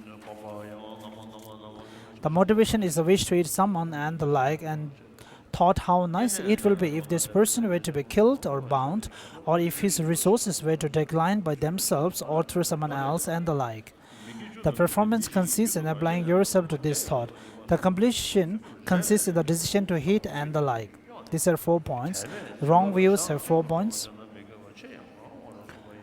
Basis, attitude, performance, and completion. The basis of wrong views is the object that exists. Among the three, with regard to the attitude, the discrimination consists in discriminating the object that is denied as true. The mental affliction is any of the 3 poisons. The motivation consists in the wish to deny that object. Performance, this is 2 points. The actual performance and the divisions. The performance consists in setting about applying yourself to such a thought. Denying causes consists in the view excellent contact and faulty contact do not exist. Denying effect consists in the view fully ripened effects of those who do not exist. Denying activities have 3 points. Denying the activity of planting and retaining the seed. There is no planting of a seed by a father and not retaining of a seed by the mother. Denying the activity of coming and going, there is no coming from former existence to this one and no going from this one to the future one.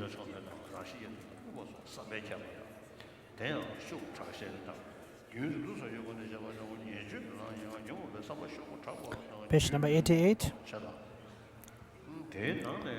Denying the activity of being born, there is no intermediate state into which sentient beings are miraculously born. This consists in the view arahats and the like do not exist. The completion is certain with respect to your denial. Among them, the intentions in the mind are actions but not passive actions. The 7 actions of body and speech are actions, yet they are also passive actions since they are also the basis of operation for the intentions. The 3 covetousness and so on are passive action but not actions. Differences in weight, this is 2 points. The weight of the 10 parts of action, incidentally, are summarized indication of the gateways of strong karma.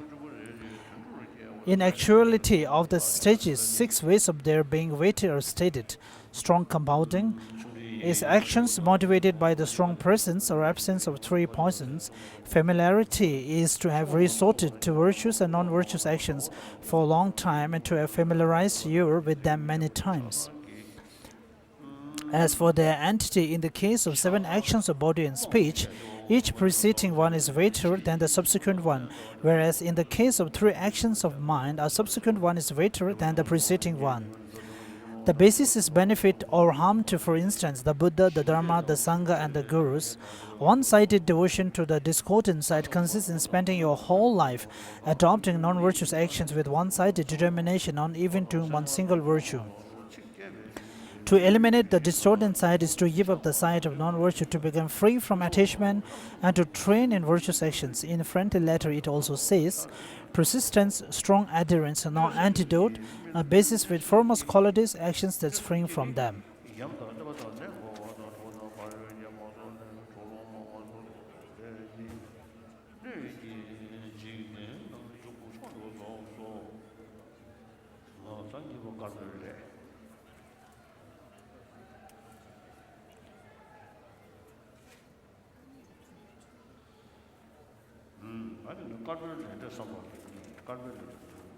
Back to the Lamrim Chamu, the great treatise on stages of Bhakti enlightenment. Virtuous actions and their effects, page number 238.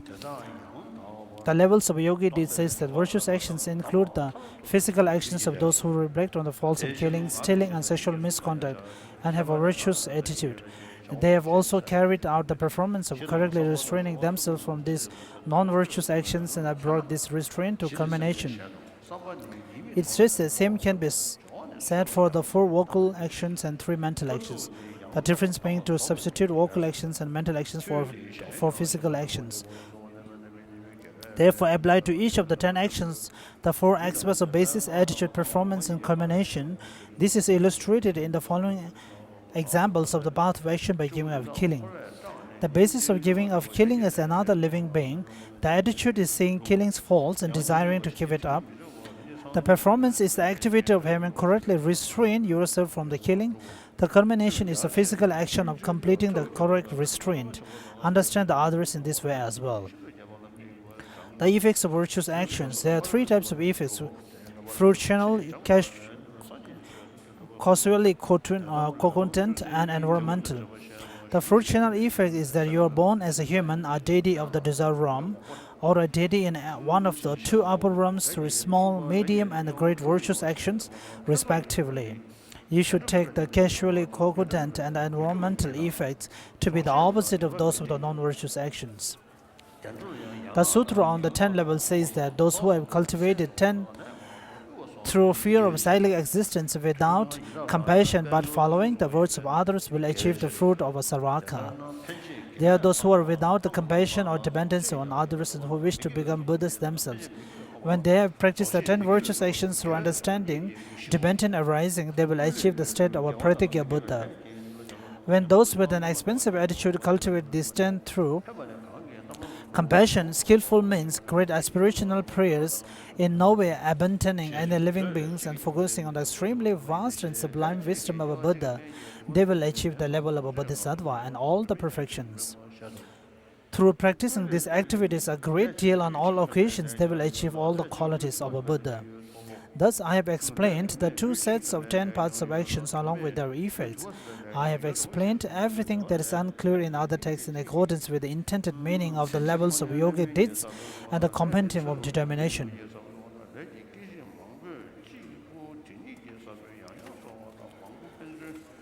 Presentation of other classification of karma. It is true the distinction between projecting and completing karma, karma whose result you will definitely or only possibly experience. When page number 240. Karma whose results you will definitely or only possibly experience. The levels of yogi deeds, karma whose result you will definitely experience is that consciously done and accumulated. Karma whose results you are certain to experience is that consciously done but not accumulated. The same text sets forth the distinction between having done karma and having accumulated karma. What is karma that you have done? An action that you have through about it that you have consciously set into motion either physically or vocally. It continues. Karma that you have accumulated is that not included among the following 10 types of actions. Actions done in dreams, those done unknowingly, those done unconsciously, those done without intensity, or not continuously, those done in error, those done forgetfully, those done without wanting to, those naturally ethically neutral, those eradicated through regret, and those eradicated with a remedy. Karma that you have accumulated is the remaining actions that once not included in these 10 types of action. Karma that you have not accumulated is just the 10 types of action indicated above.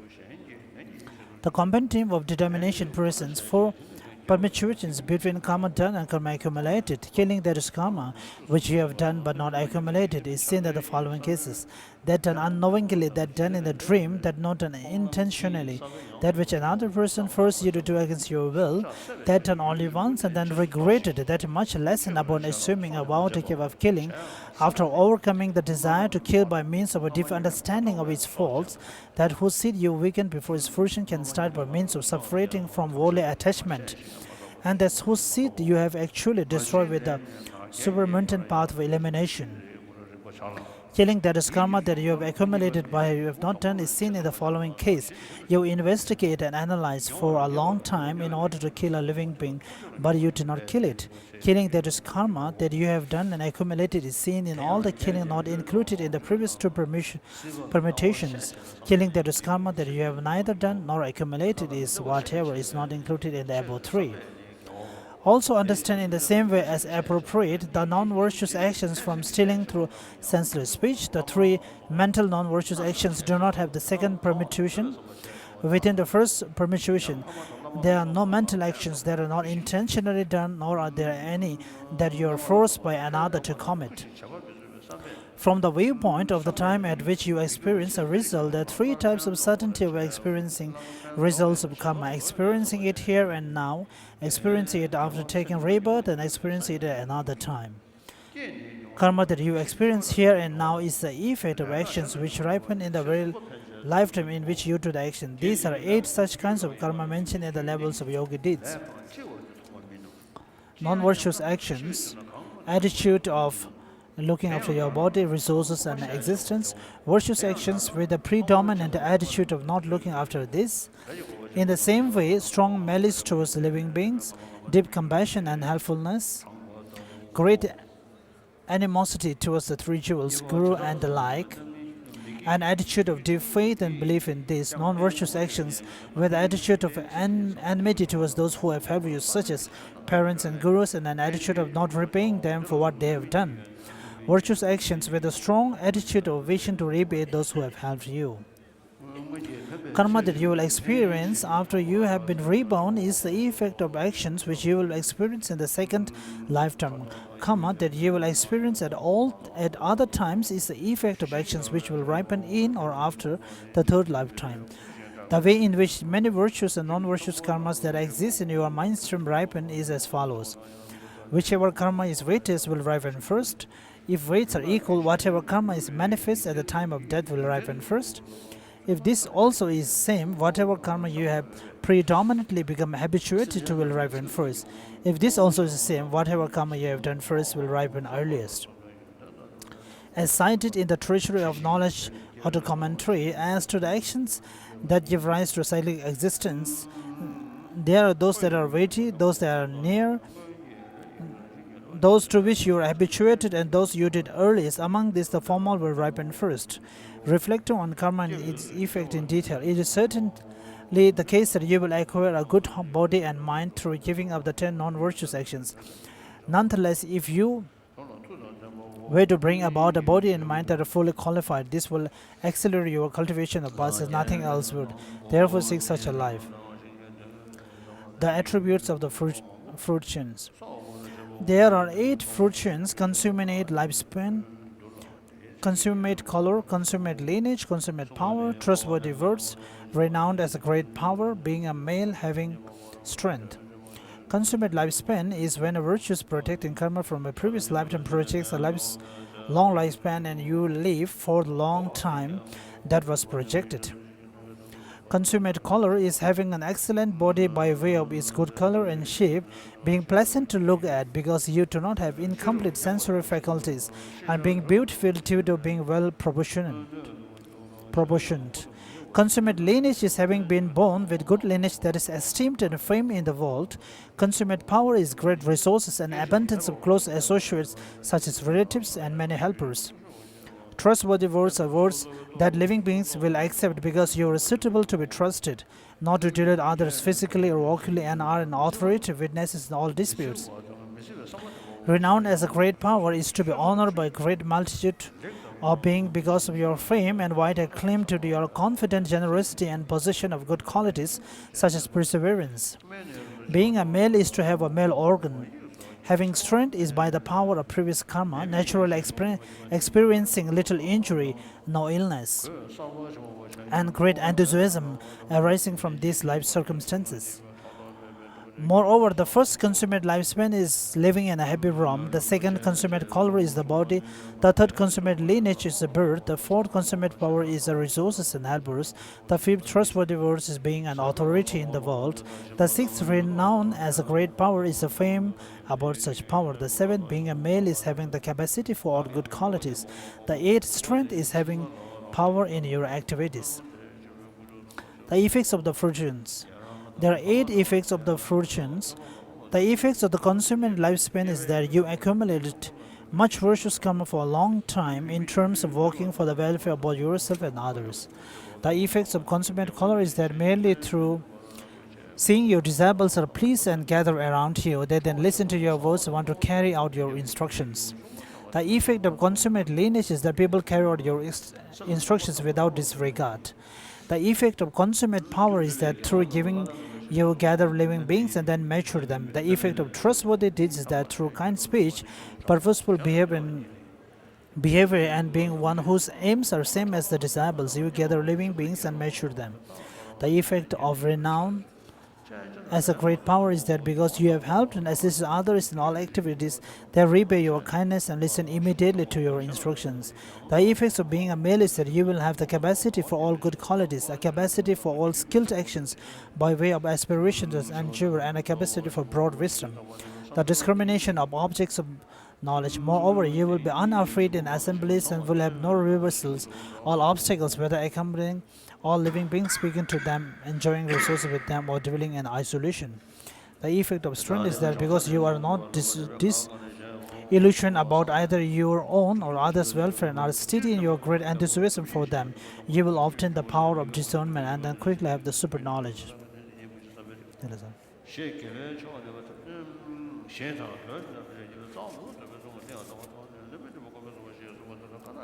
We're in page number 247, Cultivating Ethical Behavior. How you engage in virtues and turn away from non-virtue after you have reflected on karma and its effects in general and in detail. A general explain, engaging in bodhisattva's deeds. From non-virtues comes suffering. How can I truly be free of this? It is fitting that at all times, day and night, I think only of this. And also, from the sages said that conviction is the root of all virtues, and to constantly meditate on fortunal effects is the root of this conviction. Thus, having understood the virtues and non-virtuous karma and their effects, do not leave it at just an understanding, but meditate on it over and over, because this is a very obscure subject and it is difficult to acquire certainty about it. Further, the King of Concentration Sutra says, were the moon and the stars to fall from their place, and the earth with its mountains and cities to perish, or the realms of the sky to completely transform, you still would not speak a word of untruth. Thus have conviction in the teachings of Tathagata and then sustain your meditation on them. If you do not have uncontrived certainty about this quantity of truth in the Buddha's teaching, then you will not gain the certainty that will please the conqueror with regard to any of the teachings. Some who claim that they have acquired certain knowledge of emptiness are uncertain about karma and its effects and do not value it. This is a mistaken understanding of emptiness. For once you understand emptiness, you will see that this is the meaning of dependent arising, and it will assist you in becoming certain about karma and its effect. The same sutra says, like illusions, bubbles, mirages, and lightning, all phenomena are like the moon in water. It is not the case that living beings who die and go on to their next lives are offsprings of Manu. Yet the karma that persists does not disappear. The virtues and non-virtues give rise to their effects accordingly. This logical approach is sound, though subtle and difficult to see. It is within the scope of conqueror. Therefore, develop certain knowledge of dependent arising together with the causality of the two kinds of karma and examine your physical, verbal, and mental actions all day and all night. By this means, you will put an end to miserable rebirths. However, if at the outset you will not reverse in the classification of cause and effect, understanding only a fragment of their depth and having a less attitude with your physical, verbal, and mental actions, then you are merely throwing open the door to miserable realms.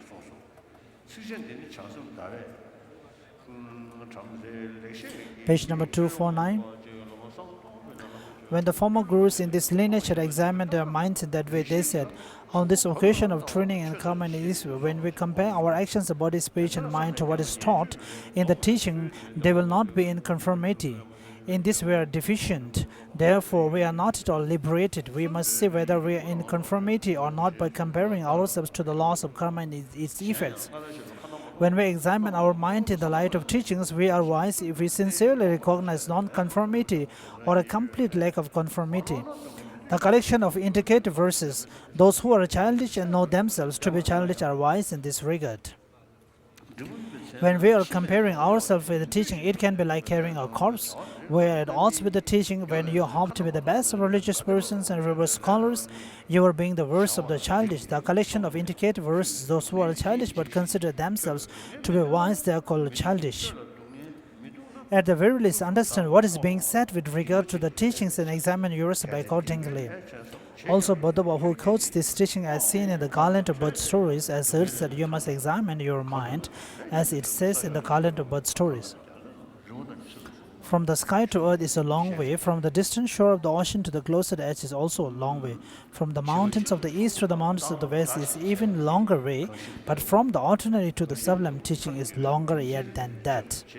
This verse said that a great gulf exists between us ordinary people.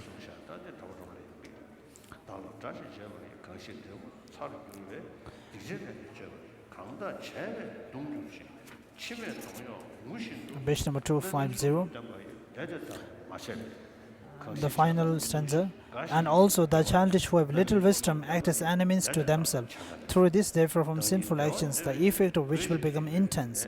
You are good not to engage in such actions that give rise to torment, whose effects you endure one by one, weeping your face covered with tears.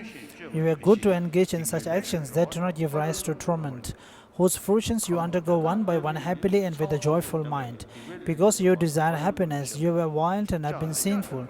You will cry while experience the fruitions of such sins. And also through sins will not necessarily cut you immediately like a weapon. Rebirths taken through sinful actions will be evident in your future lives. Sinful actions will bring our lifetimes in the future, where the fruitions of these actions will be of various intensities. Just as rust emerges from iron and feeds on that very iron, so too do those who have committed actions without examination travel to the miserable realms through their own actions. Kamlungpa said to Puchongwa, our teacher Geshe Tromtempa says the only karma and its effects are of importance, but contemporary scholars do not value it as something to explain, listen to, or meditate upon. I wonder, is it the only practice that is difficult? Puchongwa replied, it is just so. So if we, as a religious practice, we are not allowed to have too many conceptual thoughts. Like if you do this, then that may arrive, and such kinds of superstitions we are not allowed to have. We should always examine our mind. So if you always analyze your mind and train your mind, and nothing bad will come to you. Even if something suffering or bad thing comes to you, you have to consider as it is the ripening of your past negative karmas. And then shortly, and if you are happy, you have to dedicate that your happiness be a source of the happiness for all the sentient beings. If you are happy, then with this happiness, may the whole entire realms of space be filled by happiness. Then if you suffer, then with that suffer be a source that all the sufferings in the three realms be extinct or come to an end.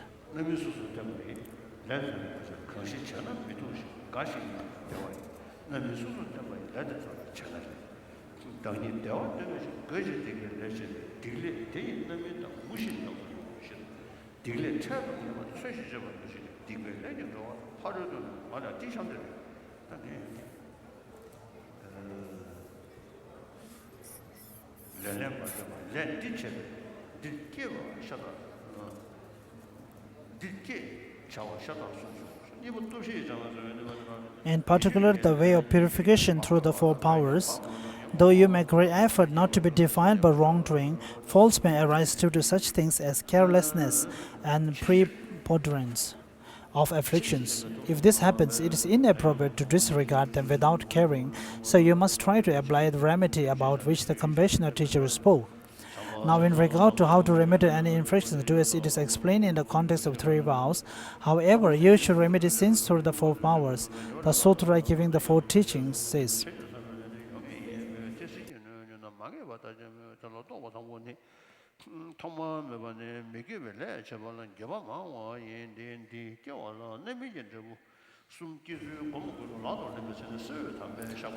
now, in regard to how to remedy any infractions, do as it is explained in the context of three vows. However, you should remedy sins through the four powers. The Sutra giving the four teachings says, Maitreyi Bodhisattvas, the great heroes, possess these four teachings, then they will overcome any sins that they have committed and accumulated. What are the four? They are the power of eradication, the power of applying remedies, the power of turning away from faults, and the power of the foundation. You will definitely experience the result of karma that you have done and accumulated. Since the four powers can destroy this kind of karma, therefore it starts to take effect. It goes without saying that the four powers can destroy karma whose result is indefinite. The four powers are as follows. The power of eradication. The first power is a great contradiction for having done non-virtuous actions since beginningless time. In order to feel this, it is necessary to meditate on the way in which you produce the three effects of actions, fruitional and so forth. At the time of putting this into practice, do so by way of the two methods, the confession of the sins in the Sutra of Golden Light and the confession of sins by way of 35 Buddhas. The power of applying remedies. The second power is 6 sections. Dependence on the performed sutras includes such activities as receiving the oral transmission of sutras, such as the Prajnaparami, the retaining their meaning and reading them. Interest in emptiness means to comprehend the reality in which there is no self and which is luminously clear, and to have conviction that the mind is primordially pure. Dependence on recitation means to recite accordingly to the rituals the special formulae such as the 100-syllable. The Tantra requested by the Swabhu states, the flames from fire that spread in spring forests are out of control, burning of all the thiglets. Likewise, the winds of the ethical discipline can fan the fires of recitation, and the flames of great perseverance burns of sins. Just as when the sun's rays destabilize snow, it melts in unbearable brilliance, so do the snows of sin disappear when destabilized by the sunbeams of recitation and ethical discipline. Lighting a butter lamp in a dark gloom entirely clears away the darkness. Likewise, the darkness of sins accumulated for 1,000 lifetimes is quickly dispelled by the butter lamp of recitation. Further, repeat the recitations until you see signs that you have cleared away all your sins. The formula of exhortation states that the signs of dreaming the following: omitting bad food, consuming such food as yogurt and milk, vomiting, seeing the sun and the moon, moving through the air, blazing fires, subduing water buffalo and persons in dark clothing, seeing the community of monks and nuns, seeing a tree that gives out milky substances, riding upon an elephant or a bull, climbing upon the lion throne, climbing on a mansion or a mountain, and listening to the teaching. Dependence upon images means to make images of Buddha once you have acquired faith in him. Dependence on worship means to make a variety of offerings to an image of Buddha or to a stupa. Dependence on name means to hear the recitation of and retain the names of Buddhas and great conquerors' children. These 6 types of remedies are only those that occur in Shantideva's compendium of training. There are many others.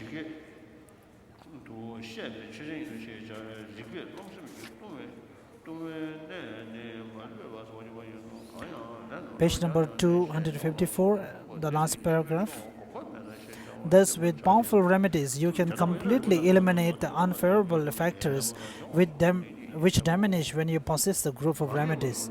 This, for example, is like the tarnish on gold, because all such things as obstructions to the sublime teaching will necessarily diminish as just explained. You will completely eliminate infractions which originate from arrogance. You should understand that the statement, any karma at all, even for 100 years, is qualified by if you have not cultivated the growth of remedies. Where this is not the case, there will be a contradiction with reason and a contradiction with many sutras. We can also understand the Buddha's expression, karma whose effects you will definitely experience, with the qualification that you have not cultivated the growth of remedies.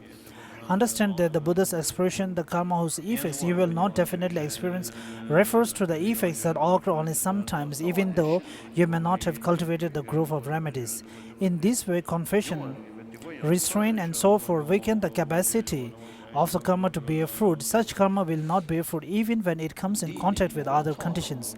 Likewise, it is said that anger and the production of wrong views weaken the ability of the roots of the virtue to give effects. Baba Viveka's Blaze of Reason says, wrong views and malice weakens virtue's karma. Remedies such as reputation, restraint, and confessions weaken bad karma. Whenever any of these attitudes are present, they reduce the potency of the seeds deposited by the virtuous and non-virtuous karma, even though the combination of the condition for the karma to take effect are already in place. So where would an effect come from, and what would it be like? Because there is no combination of condition for maintaining the potency of the seeds deposited by karma. The time for being maintained has changed. Because of this, there is a thorough eradication of the karma. As it has been said, moreover, by upholding the sublime teaching, you will experience in this life the effects of a sin whose consequences you are certain to experience, and furthermore, with this remedy and the karma for rebirth in the miserable realms transform into a mere headache. If karma that will otherwise result in a rebirth in a miserable realm can be weakened and have the effect of becoming merely a headache, how can this be considered a complete removal? The culminating effect of your sinful karma will be the experience of suffering in the hells. With this remedy, though you do not experience even tiny sufferings in the hells, how can this not be considered a very complete removal? Yet, how could these results of headaches and the like be examples of karma not having any effects? You have not found a remedy that destroys the seeds of the afflictions, yet you have weakened the karma with the contrary condition. Subsequently, even though other conditions do assemble, the karma does not fructify. You can see many such situations are more external and internal causes and effects. Therefore, although you strive at the accumulation of much virtuous karma, if you do not guard against causes that destroy virtuous karma such as anger, the virtuous karma will not give its effect as stated above. Hence, you must strive to guard against causes that destroy virtuous karma and make an effort to remedy non-virtuous karma. If you can totally remove even very powerful karma, how is it that the sutra says, except for the fruitings of the former karma? There is no fault with this reasoning. The Buddha spoke in this way with the following intention. When fruitions such as the blindness already exists, it is difficult to remove them with the remedy. However, it is easy to stop the effect of arising at the time of the cause, that is, when the effect has not taken place. The Blaze of Reason says, if it is the case that a sin will be completely eliminated, why did the Buddha teach, except for the fruitions of the former karma? The Buddha taught this while having in mind the case of the karma of the blindness, having one eye, being lame, crippled, dumb, deaf, and the like, where there is no ability to eliminate the effects of the karma that has already come to fruition. The intention that is in the form of a cause comes to an end when you acquire a different motivation. This is demonstrated by the cases of people such as Angulimala, Ajatasattu, Ashoka, Savaka, and those who killed their fathers. Ajatasattu and the killers of their mothers have developed other virtuous attitudes. Why then, were they reborn in unrelenting hells, did they fail to eliminate their karma? It was thought that they were reborn in such places as the unrelenting hell in order to develop conviction in their karma and its effects. It is not a case that they fail to completely eliminate the remaining karma, like a sick ball that falls and bounds up. They were born in hell and were then freed. They were also untouched by the fairy garlands of hell and so forth. This being so, it is both proving that you can completely eradicate sins and that karma certainly has effects. It is not definite that some particular persons can eliminate their karma. The Buddha spoke of this in the King of Concentration Sutra. King Suradatta killed Sasuspa Chandra and felt contrite about it. He built a stupa and made very extensive offering. 3 times each day he will confess his sins. He did this for 950 billion years. Even though he maintained his ethical discipline correctly in that way, upon his death he was reborn in unrelenting hell. For 10 or 20 billion years he experienced limitless sufferings, having his eyes squeezed out and so forth. Nonetheless, confession is not senseless, for if you do not confess sins, you will experience sufferings that is greater and of longer duration than if you have confessed them. Through confession and restraint, you can purify yourself of sins without any remainder. However, there is a vast difference between the purity of having never been tarnished by a fault from the beginning and the purity attained through confession of that fault. For example, Bodhisattva level says, you can redress the occurrence of a root infraction through adopting the Bodhisattva vow. However, it will be impossible to attain the first Bodhisattva level in this lifetime.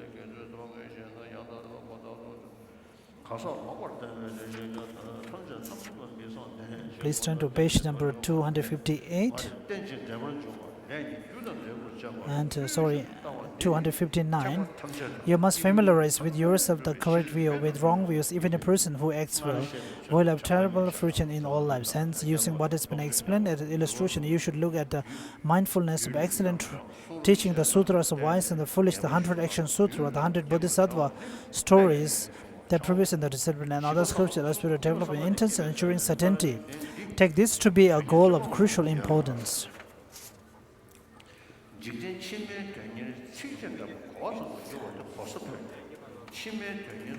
Page number 260. The attitude of a person of a small capacity.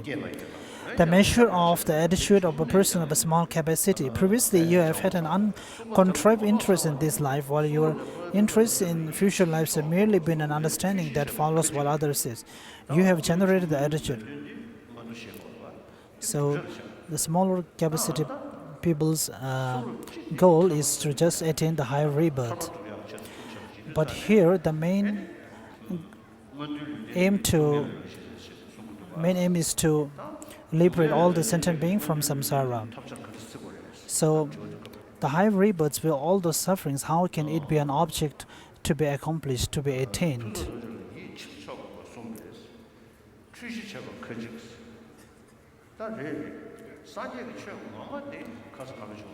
So the real teachings of Buddha is as what we have discussed yesterday, starting from the Four Noble Truths and from the persons of mental capacity, aspiring for the liberation from samsara. So the Dharma has to be identified as a means of attaining liberation. So the real teachings of Buddha is the one which we categorize as meant for the persons of mental capacity. For the small capacity of the persons, just to attain a future rebirth and to avoid suffering is even existing in the non-Buddhist tenets also. Misconception. In the scripture, it says that you must turn your mind away from all the excellent things of cyclic existence. Someone could misinterpret this and think that it is improper to develop an interest in the high status, in which body resources and likes are excellent because it is within cyclic existence. There are two kinds of object of interest. Those, in order to have a good training in the three kinds of training, it is impossible to have that kind of training without having a human rebirth. So therefore it's very important to have a human rebirth to practice in the three trainings. Even persons who strive for liberation must diligently but temporarily seek excellent bodies, etc. in cyclic existence, for they will ultimately attain certain goodness through a succession of lives in higher status. Further, not everything within high status, excellent body, resources and attendant is included within cyclic existence. The most excellent body is Buddha's embodiment as form. The most excellent resources are the richness of this embodiment's realm, and most excellent attendants are this embodiment's retinue. Intending this, Maitreya says an ornament for the Mahayana Sutra that you achieve high status as a human or deity by means of first four perfections: excellent resources in the body and excellent retinue, high status. Again, it is said in many texts that you achieve a Buddha's embodiment as form by means of the first four perfections. Therefore, those who achieve omniscience accomplished a great amount of exceptional ethical discipline, generosity, patience, and the like for a long time. Consequently, they diligently seek the effect of this as well. Exceptional high status with his body and so forth. The achievement of the final goal, certain goodness, is spoken of in engaging in the bodhisattva deeds, relying on the boat of a human body. Free yourself from the great river of suffering. As Shantideva says, you must rely on a life in a happy realm, exemplified in the verses by human body, and cross the ocean of existence. Reaching omniscience, moreover, you must pass successively through many lifetimes. Consequently, ethical discipline, the prevention of the body in heavy realm, is the root of the path. So here completes. This concludes the explanation of training the mind in the stages of path that are shared with the persons of small capacity. So now we're back to middle length lumbering.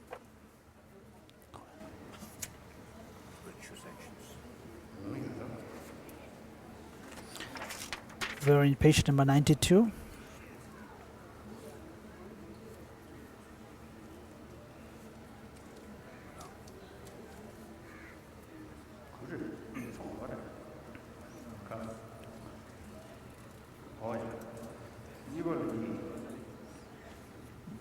Positive actions and their effects. This is 2 points. Positive actions, the effect of the positive actions.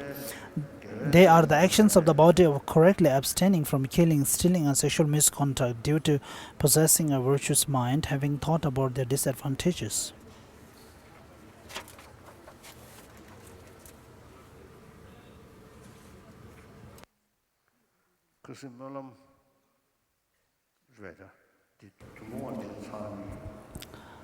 Recently, after the completion of Kala Chakra, the many years before, I have some obstructions coming in my eyes. It stayed like that for many years. There was no big harm. But since last few years, sometimes I feel like little disturbance and a little bit difficult to read even. But sometimes it's fine. But after the completion of Kala Chakra initiation, I feel it's much better. But this is the general, my eye organ is very good. But since last July, my right eye seems to be, since I removed the cataract last July, when I read for too long, sometimes it is a kind of little bit uncomfortable.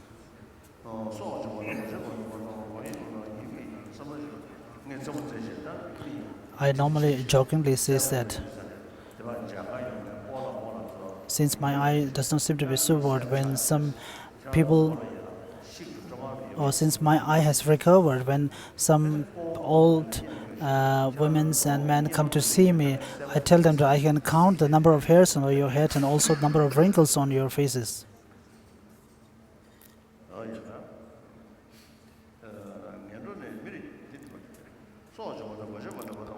They should therefore be related to the basis, attitude, performance, and completion as appropriate.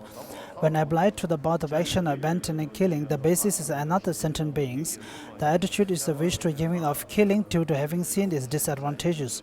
The performance is to put effort into completely abstaining from killing. The completion is the action of body of correct abstaining having been completed. The other paths of action should also be understood in this manner.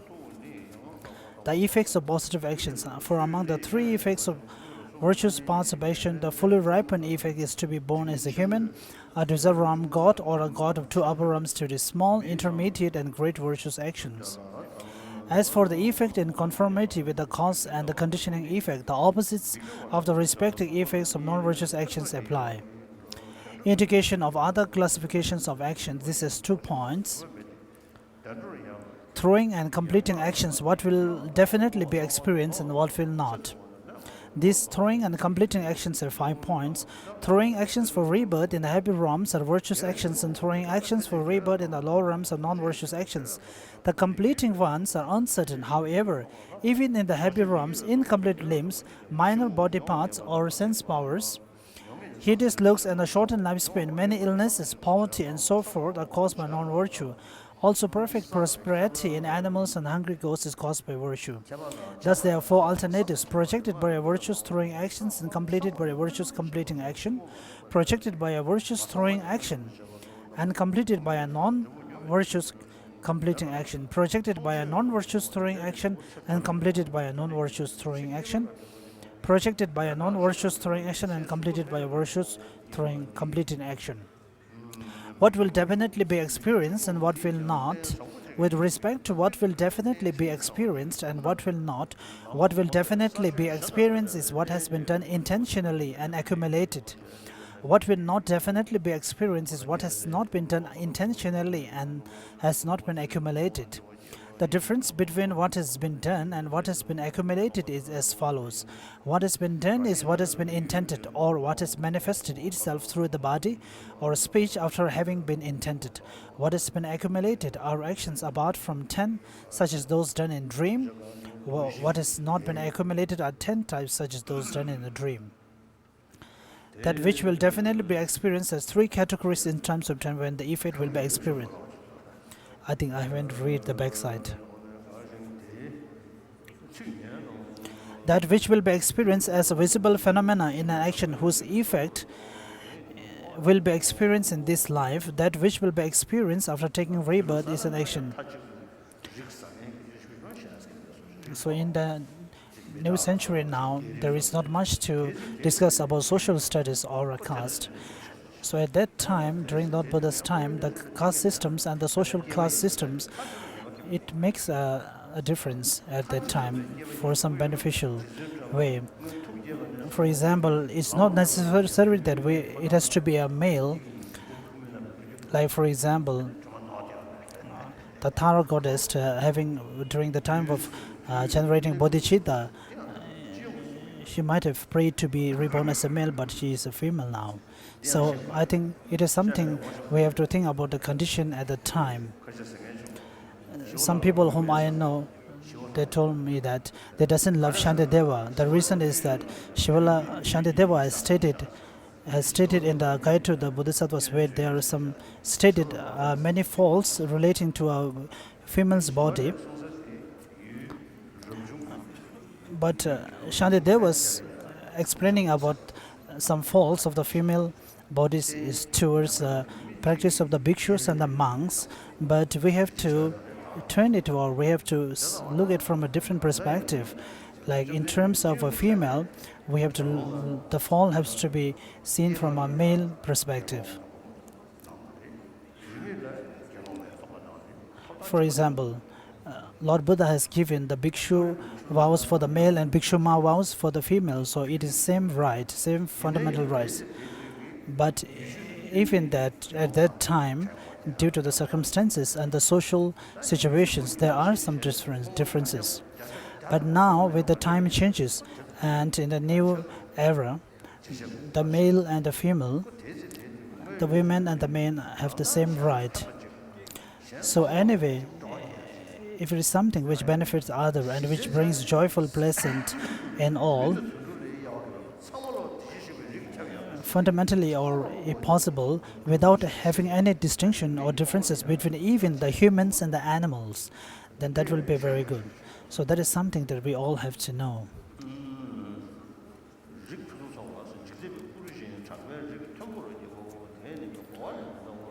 Considering karma and its effects in particular, this is 2 points. Through abandoning the 10 non-virtues, you too indeed obtain a good basis. However, if you achieve a full qualified basis for accomplished omniscience, it will be quite unlike others with respect to covering ground in your meditation on the path. Therefore, you should attain that basis. This is 2 points. The fully ripened positive qualities and their functions, it has 8 points: excellent lifespans, excellent complexion, excellent extractions, excellent power, respectable words, known as being powerful. Being male, possessing strength. So page number 95, the last outline, the causes of fully ripened effects. This is 2 points. The division of the causes in 8, threefold division. The division of causes in 8, this is 8 points. to not harm any sentient being and to cultivate an attitude of non-harm. Furthermore, it says, through freeing those caught in places of slaughter, and likewise helping through giving life, through stopping the harm to animals, you will gain longevity. From a doctor's respect for the ill, from the administration of the medicine, from not harming creatures with sticks or lumps of teeth, you will be without illness, to offer light such as butter lamps and new clothing.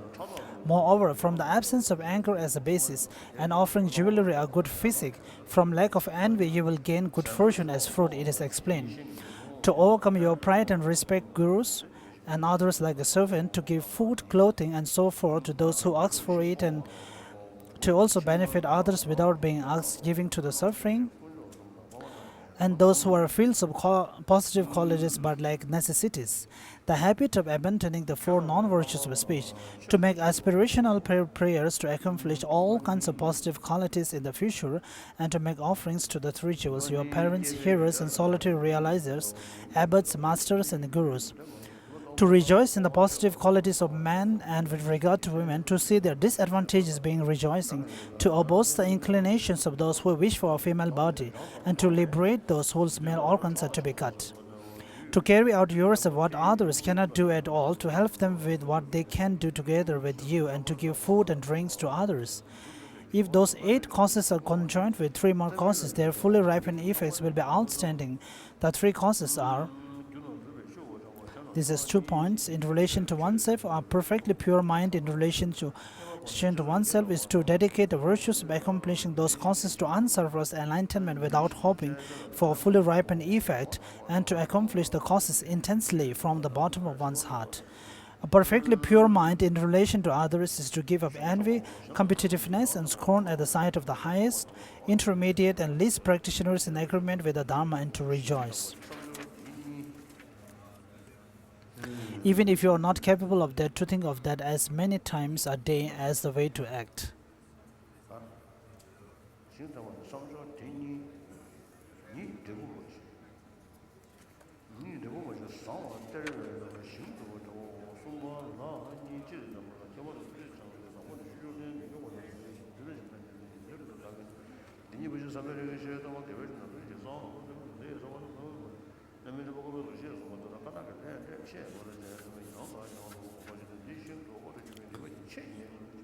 Page number 97. General presentation. This is 6 points. How to bring forth a mind cultivating this perpetually day and night. In engaging in the bodhisattva contact, it says suffering springs from what is non-virtuous. How to reach certain freedom from it. It is appropriate day and night, always to think about nothing but this. And the root of everything that is virtuous is aspiration, the Buddha said. Again, the root of that is always to meditate on fully ripened effects. In accordance with this statement, you should come to understand positive and negative actions and their effects, and then meditate on them over and over again, for the karmic process is a very hidden phenomena, which is why it is extremely difficult to gain certainty about it. In this regard, the king of meditative stabilization sutra says, even if the moon and stars were to fall down, the earth were to collapse with its mountains and towns, and if the heavens' aspects were transformed, still no word you say will be untrue. You should thus develop conviction in the words of Tathagata and sustain it. Unless you have gained uncontrived certainty with regard to this, you will not gain, with regard to any dharma, the certainty that gladdens the victor. Some profess to have gained certainty with respect to emptiness, but do not have certainty with respect to actions and their effects, nor care about it. They have arrived at a mistaken understanding of emptiness, for if you understand emptiness, you see it to be the meaning of interdependence, and it becomes helpful for gaining certainty with respect to actions and their effects. From the same sutra, like an illusion, a bubble, a mirage, or lightning, all phenomena are like the moon in water. Humans, descendants of Manu, who after death pass to other worlds, do not perceive this. Actions once they are done, do not disappear, white or black, they precisely cause effects to ripen. The logical approach is good, but the subtle and hard to see is the victor's object of thought. Therefore, you should generate certainty about the two types of karma as well as causes along with their effects, and continuously day and night cut yourself from the lower realms by the means of examining your three doors, not to be proficient at first in the distinctions of cause and effect and to know a little bit, but still act carefree with regard to the three doors only opens the gate to lower realms. In Questions of the Naga Kings of the Ocean, it says, a lot of Nagas, one dharma of bodhisattvas cut right through falling back down and being born in lower realms. What is that one dharma?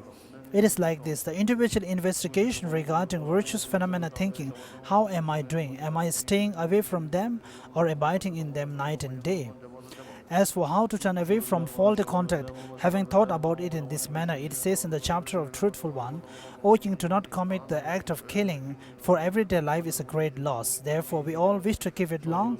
Even deep down, don't consider killing. Like this, you should make a habit of relying on the mind of restraint a lot without your motivation, even moving to mistakes such as the 10 non-virtues. Kablungpa said to Fujongwa, Geshe Tromdenpa taught that only actions and their effects were of vital importance. However, nowadays explaining this, listening to it and meditating on it are said to be worthless. I wonder, is this just because it is difficult to practice? And Fujongwa said it is just so. Tromdenpa said, followers of the elder, audacity is totally inappropriate. Interdependence is subtle. Fujongwa said, in my old age, I am at last going on well.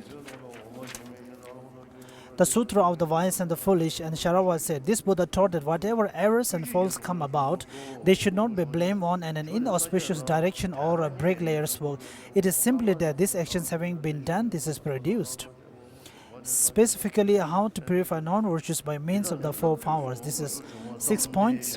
How negativities and downfalls need to be purified by various means in accordance with the statements of the teacher Buddha. In despite your effort not to be tainted by such faulty contact, some fault occurs under the influence of non-conscientiousness or the multitude of mental afflictions. It is inappropriate to let the matter rest without giving it any consideration. It is therefore necessary to make an effort at means for redressing it taught by the compassionate teacher. More specifically, how to redress downfalls. More specifically, as regards redressing downfall, this should not be done as explained according to 3 individual types of vows. Negativities should be redressed by means of 4 powers, the power of remorse.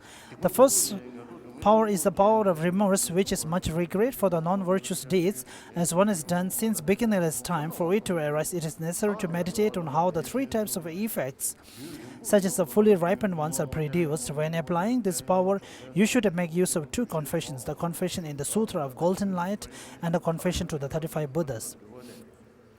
The power of thorough application of antidotes has 6 points based on the profound sets of sutras. These antidotes is to absorb the words of the sets of sutras like the Perfection of Wisdom sutras, retain them, read them, and so forth. Aspiration for emptiness. This antidote is to engage in the reality that is selflessness and clear light, and to be convinced about primordial purity. Based on recitation, this is 2 points. This is the recitation of special dharanis like the 100-syllable one in accordance with the appropriate rituals. In the Tantra requested by Shahabu, it says, Shabahu, it says, just as the flames of the forest fires in spring, uncontent, burn all the underbrush, ethics, wind, fans, fires of recitation burning evil with flames of great joyous effort. Just as the sun strikes snow with the rays of light, which overwhelmed does not withstand its brilliance, when ethics sun rays of recitation strike the snow of negativities, it is exhausted. Just as taking out a butter lamp in darkness dispels the darkness so there is nothing left, the darkness of evil collected in 1,000 lives is quickly dispelled by lamp of recitation. Moreover, you should continue this recitation practice until you see signs that negativities have been purified. In Dharani of exhortation, the signs are said to be dreaming of vomiting bad food, drinking food and vomiting things like yogurt or meal, seeing the sun and moon, traveling in the sky, burning fire, withstanding buffalo and black people, seeing a sangha of full ordained monks and nuns climbing a tree from which milk emerges, an elephant, a bull, a mountain, a lion throne, or a fine house, and hearing the Dharma in your dreams. Based on images, this antidote is to create images of the Buddha having gained faith in him. Based on making offerings, this antidote is to make various types of offerings to the Buddha and its stupas. Based on names, this antidote is to listen to and retain the names of the Buddhas and the great sons of the victors. These are the ones that are explicitly mentioned in the competitive trainings, but there are many others. The power of preventing falls in the future. This is 2 points, the actual power and its benefits. The power of countering falls in the future is to completely restrain yourself from the 10 non-virtues. In the Sun Essence Sutra, it says that thereby the karma of the 3 doors accumulated by means of 3. Now it's 3 o'clock.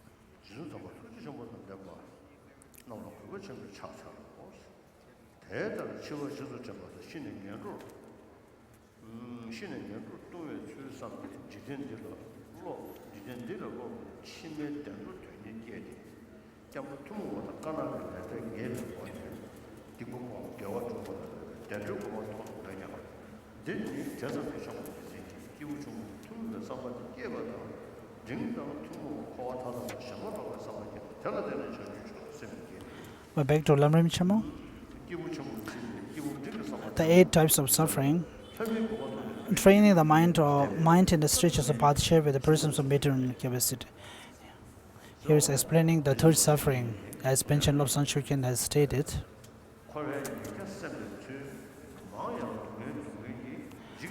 The first suffering, the suffering of suffering, to be free from that suffering is even with the animals also. And also for a suffering subject to change, this is to be free from that second level of suffering is also exist in the non-Buddhist practitioners, the theistic practitioners.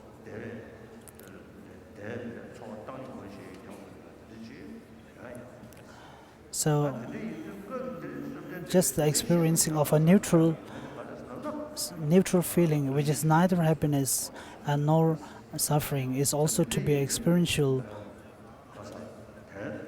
That is also considered to be a kind of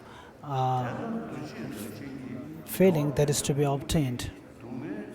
But the very body of our human being, which has been gained by the negative karmas, and the very body to look at is as a suffering. This is what we Buddhists have to practice, the 3rd level of suffering. So if one have the wish to free from the 3rd suffering, it is automatic that the wish to free from the 2nd suffering will generate it by itself.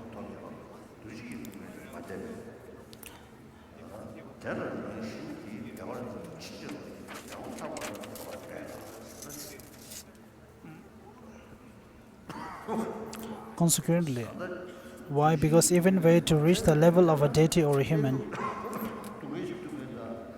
even once till you are free from the 3rd suffering, even if you might have free from the first 2 sufferings, but since like a tree it has not been uprooted, it will come again and again.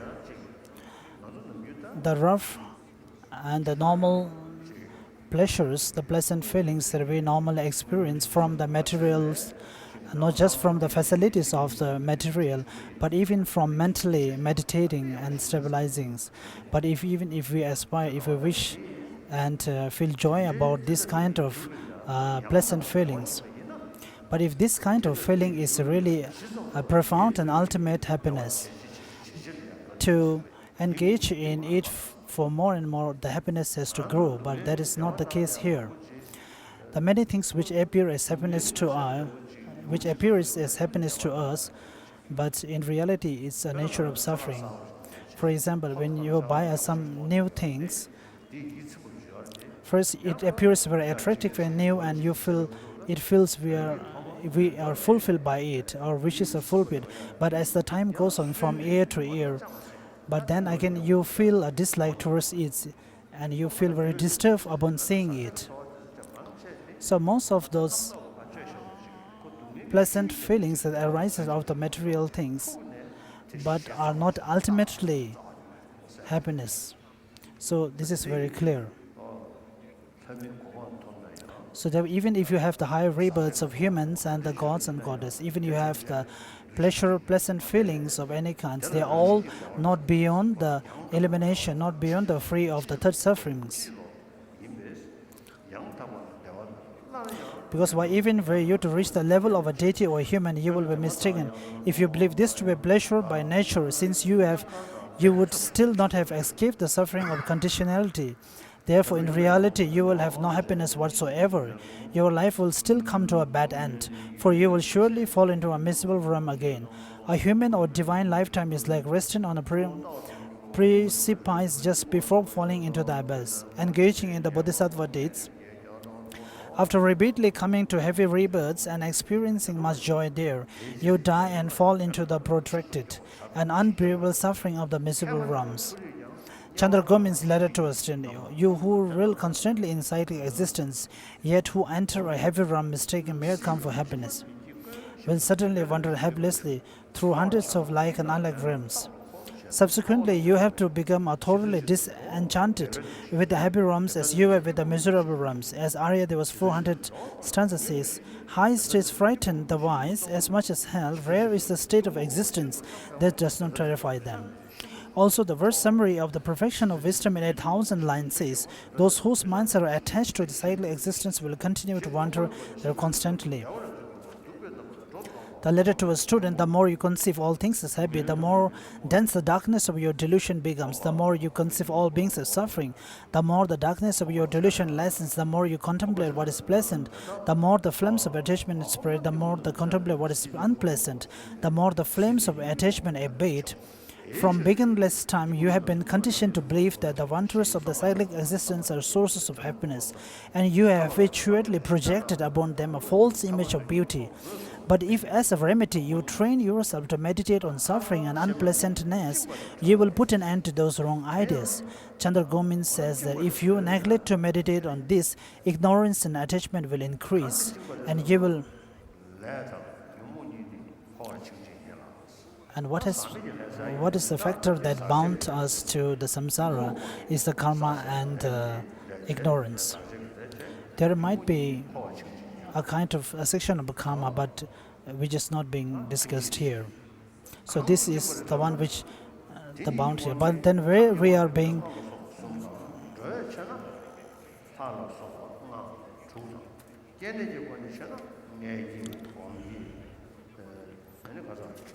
reborn as the 5 humans, animals, hungry, ghosts, and hell beings, and 6 kinds of beings. In terms of the type of birth, they are reborn in 4 ways. From a womb,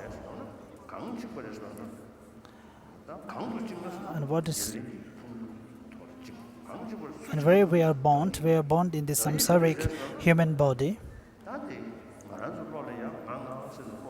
and in our mind, the feeling of the self-centered feeling of feeling the I as the most important. Even though the designated I is something which has been projected with dependence on other factors, but in appearance, the I appears to us something like a primary, and the I trying to grasp of the things like the body parts, like this is mine. And when somebody harms your body parts or something, you just think like it is harming you, not your body parts. So therefore, the feeling of the I is very strong. In particular, the non-Buddhist scholars who does not believe in the life of the death and the karmic and the causalities, and also what the Christians believe as the soul, even our body degenerates after passing away, but the soul or the self within, it's being liberated or being guided or led to the heaven.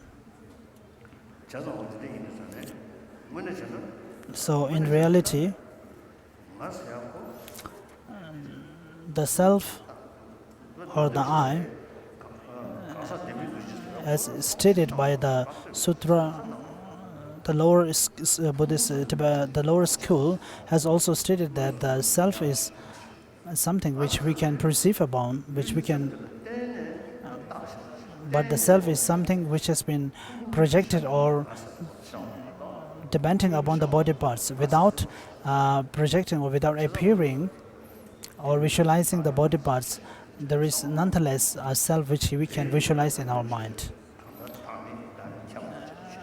And in Buddhism, when all the teachings are compounded by the teachings of no selfness, no self,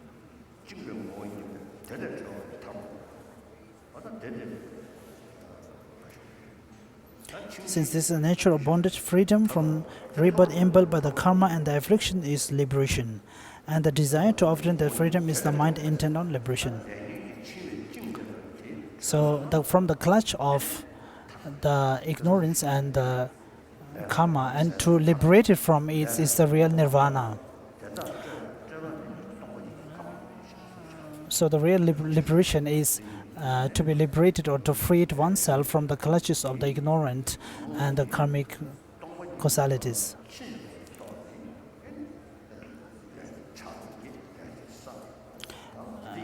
Being ignorant about the reality nature of the phenomena, so through it the ignorance comes, and through it the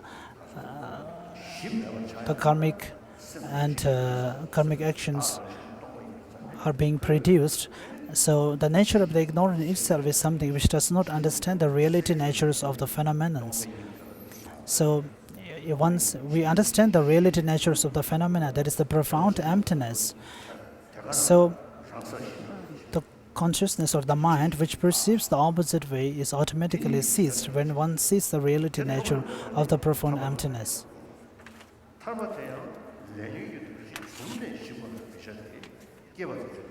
But in page number 268, moment by moment the compositional activity of the karma and the affliction arises and is destroyed. But this destruction is not liberation. Though things that have been produced do not abide for a second moment, this destruction is not contingent upon conditions for liberation. Secondly, the method for developing the mind intent or liberation, the desire to relieve the suffering of thirst, is based on saying that you do not want to be tormented by thirst. Likewise, the desire to attain liberation, which relieves the suffering of the aggregates appropriate by the karma and the afflictions, is based upon saying that the appropriate aggregates are flawed insofar as they have suffering as their nature. Unless you develop a determination to reject cyclic existence through meditating on its fall, you will not seek relief from the suffering of the appropriate aggregates. The 400 stanzas. How can one who is not disenchanted with this world appreciate peace? Cyclic existence, like home, is difficult to leave behind. Developing the mind intent or liberation has two parts: reflection on suffering in its origin, reflection from the viewpoint of the 12 Tibetan arisings. This is explained in two parts: reflect on the truth of suffering, the fault of cyclic existence. Reflect on the process of cyclic existence in terms of its origin. Reflection on the truth of suffering, the fault of cyclic existence. Reflecting on the truth of suffering is explained in terms of showing the significance of the Buddha's asserting the truth of suffering as the first of the four truths, the actual meditation on suffering. Showing the significance of the Buddha's asserting the truth of suffering as the first of four truths, the true origin are the causes and the true sufferings are their effects. Why then did the Bhagavan reverse that order? If the origin precedes sufferings, and say, monks, this is a noble truth of suffering, this is a noble truth of origin. In this case, the teacher reverses the sequence of the cause and effect not out of error, but because this reversal is vital for practice. Why, if his disciple fail to develop a proper determination to liberate themselves from cyclic existence first, they will suffer the very root of liberation. How then could he lead them to liberation? Thus, in the beginning, the darkness of ignorance ensured his students they mistook the wonders of cyclic existence, which are in fact suffering, for happiness. As for the 400 stanza says, for example, if somebody is falling ill, if you do not know if you do not understand his falling ill, then you don't know how to take medicines. And if you do not examine the illness, then how can you take the medication? You will feel that you are not ill. But then you go to a hospital with the help of doctor, and if you examine, then you came to know that you have a certain illness. Then if there is a chance, if there is a means to cure that illness, then what are the causes and the origin of that illness? Then once you came to know whether there is a way to avert that origin, that cause, like taking medicines or trying to be taking the healthy medications and so on. And in this way, if you're able to avert, if you're able to stop the causes of that ill, then you will be liberated from that illness. So that is a kind of a state, being liberated from that illness. So the means to gain it is by taking the medication. But in order to get the intention to take the medicines, first it's very important that we have to analyze or examine or to find the causes of the illness. So therefore,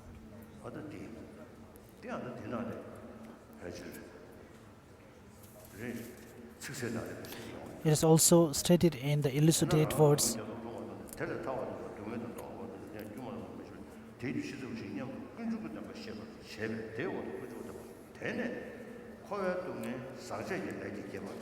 by saying, in fact, this is not happiness but suffering. The Buddha explained many forms of suffering and led these disciples to become disenchanted with cyclic existence and recognize it as suffering.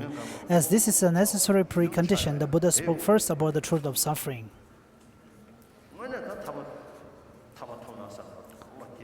A true, genuine wish to attain enlightenment is to have a wish that the affliction emotion within you is something which we can avert and which we can completely eliminate it. So unless you have such a kind of intention, we cannot develop a genuine aspiration for attaining liberation. Page number 270. If teaching the truth of suffering promotes the desire for liberation, even if you have a wish to be free from that illness, but if you do not have the confidence that you will be free from that illness, but once you see that the cause of that illness can be eliminated or stopped, then you will gain the confidence that you will be confident that you will be free from that illness. Before that, you may get an aspiration or intention to be liberated from suffering.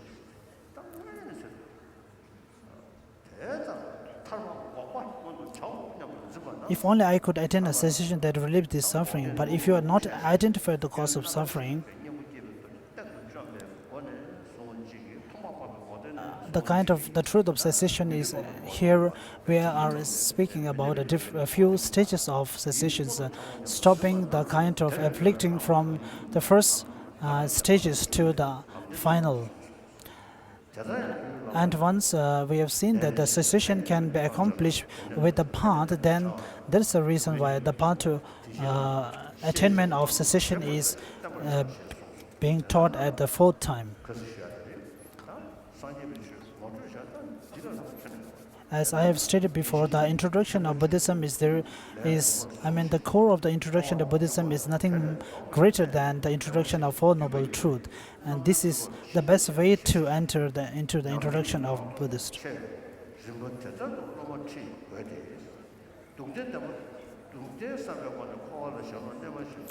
This being the case, the four truths are taught repeatedly throughout the Mahayana and Hinayana. Since the Sugata is included in the four truths, the vital points concerning the process of cyclic existence is cessation. This teaching is crucial for achieving freedom. Since this hypnotic outline of practice is important, it must be taught to students in just this order.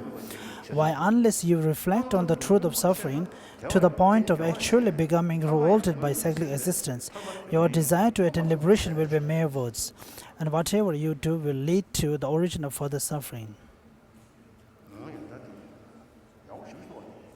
So this is very helpful. Lama Tsongkhapa is summary himself without much scriptural text. So now we're back to middle and lumbering.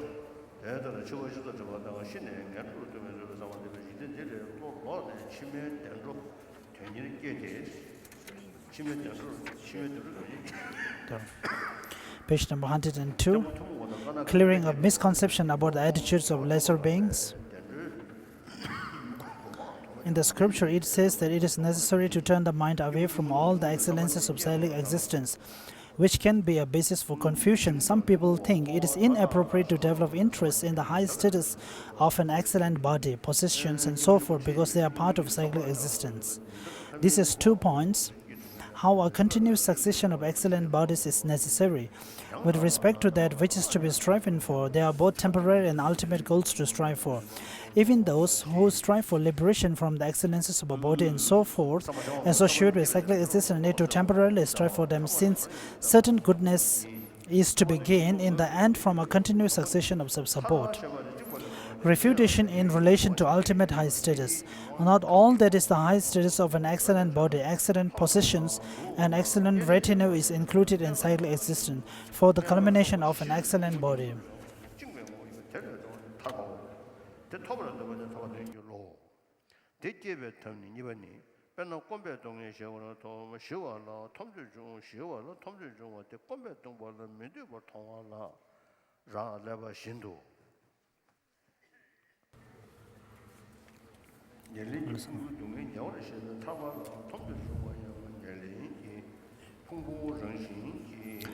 And so forth is the form for the Buddha, the wealth of his field and his retinue.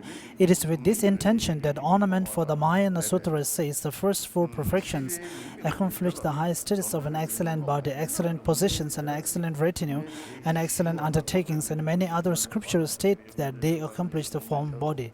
This concludes the explanation of training the mind in the stages of path common to lesser beings. The stages of the path common to intermediate beings, training the mind in the stages of path common to intermediate beings has 2 points. Thus having become mindful of death and reflected on the way in which you will fall into the lower realms of the death, you turn your mind away from this world and develop a striving for the happy migrations. Then through the common way of taking refuge and certainty regarding wholesome and unwholesome karma and its effects, you give up negativities, and by putting effort into accomplishing virtue, you will indeed attain the state of happy migrations. However, that is not held to be sufficient here. Rather, once the attitude common to lesser beings have been developed, you need to develop the attitude common to intermediate beings, which contradicts entrance to cyclic existence as a whole, and then based on that, you need to develop the mind of enlightenment and be led to the path of great beings.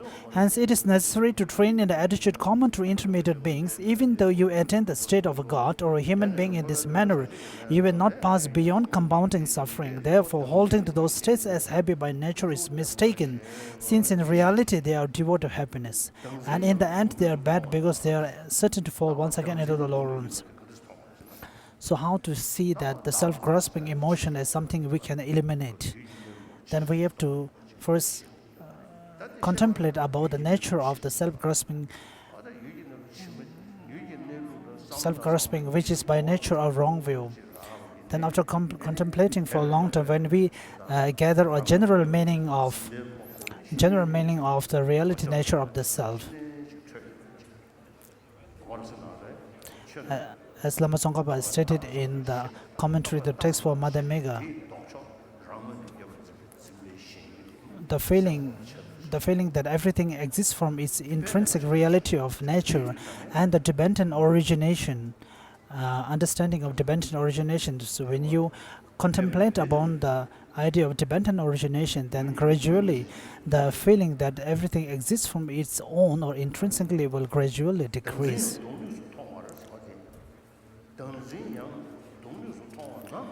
Explanation of how to develop the mind striving for liberation. The actual training in the path common to intermediate beings, there are 2.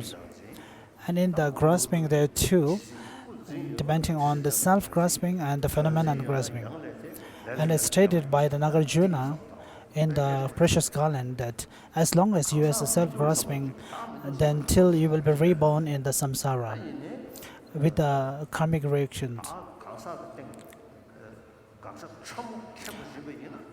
The subtle refutation from a self, which will normally exist as intrinsic reality appearing to one's mind, but when you analyze or when you contemplate, even from your mouth, you can say that the self is not existing from itself intrinsically, but in your heart, you also always cling to the self as something existing from its own or something self-sustaining without depending upon the phenomena and the body parts.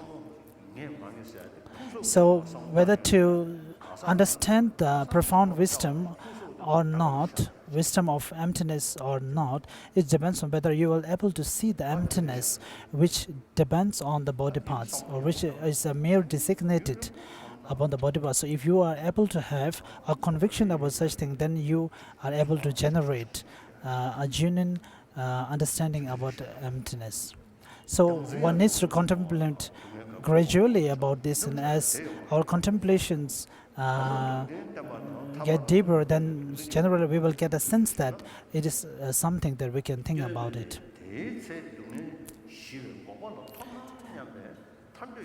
Liberation is freedom from bondage. Specifically, there are two things binding one in a cyclic existence, karma and mental afflictions, page number 104. Through the power of these two, the aggregates join. From the point of view of the realms, they do so in the three realms. The desire realm and so forth, when divided by way of migrating beings as the 5 or 6 gods and so forth, in terms of the birthplaces of worm and so on. This is the entity of bondage. Therefore, freedom from this is liberation.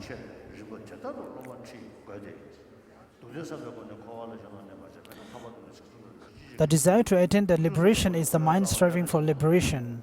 The method for generating the mind strive for liberation has 2 points: the transition, the actual methods. The development of the desire to obtain the pacification of the suffering of thirst, for instance, depend on seeing the torment of the thirst as undesirable. So I will stop here.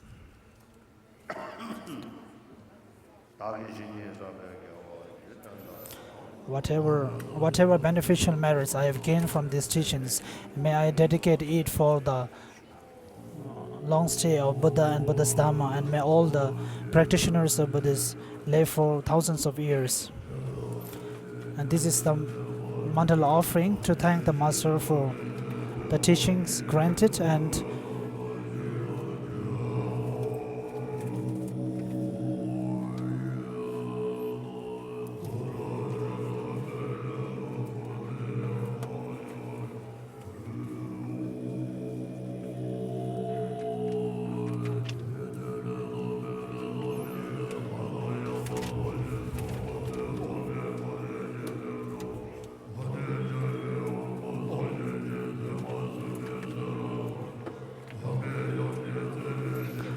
by accumulating the long effort, the two collections of wisdom and vast as the sky, may I become the chief of conquerors to guide all the feeble and the guided by ignorance. Also, all lives until I reach that point. May Manjushri look after me after I find the Supreme by completing the stages of teaching. By accomplishing, may I get the peace of the conquerors. By skill in the means inspired by strong loving kindness, may the vital points of the path that precisely I know clear away the mental darkness of beings. May I then offer the conqueror's teaching for a long time. The regions where supreme precious teachings are not spread, or where it is spread but then declined, may I illuminate the treasure of happiness and benefit the mind deeply moved by great compassion. May this treatise on the stages of power to enlightenment well comforted on the wondrous state of the conquerors and their children, by bring glory to the minds of those who want to be free, and long preserve the conqueror's achievements. As for all the preferred conditions that support the integration of the path and clear away the condition that inherit the integration, whether they are humans or not, may they never be separated in all their lifetime. May the teachings of Lama Tsongkhapa spread to all parts of the world, and his teachings also spread. And may all the obscurations related to it be all cleared, and may all the conditions be there.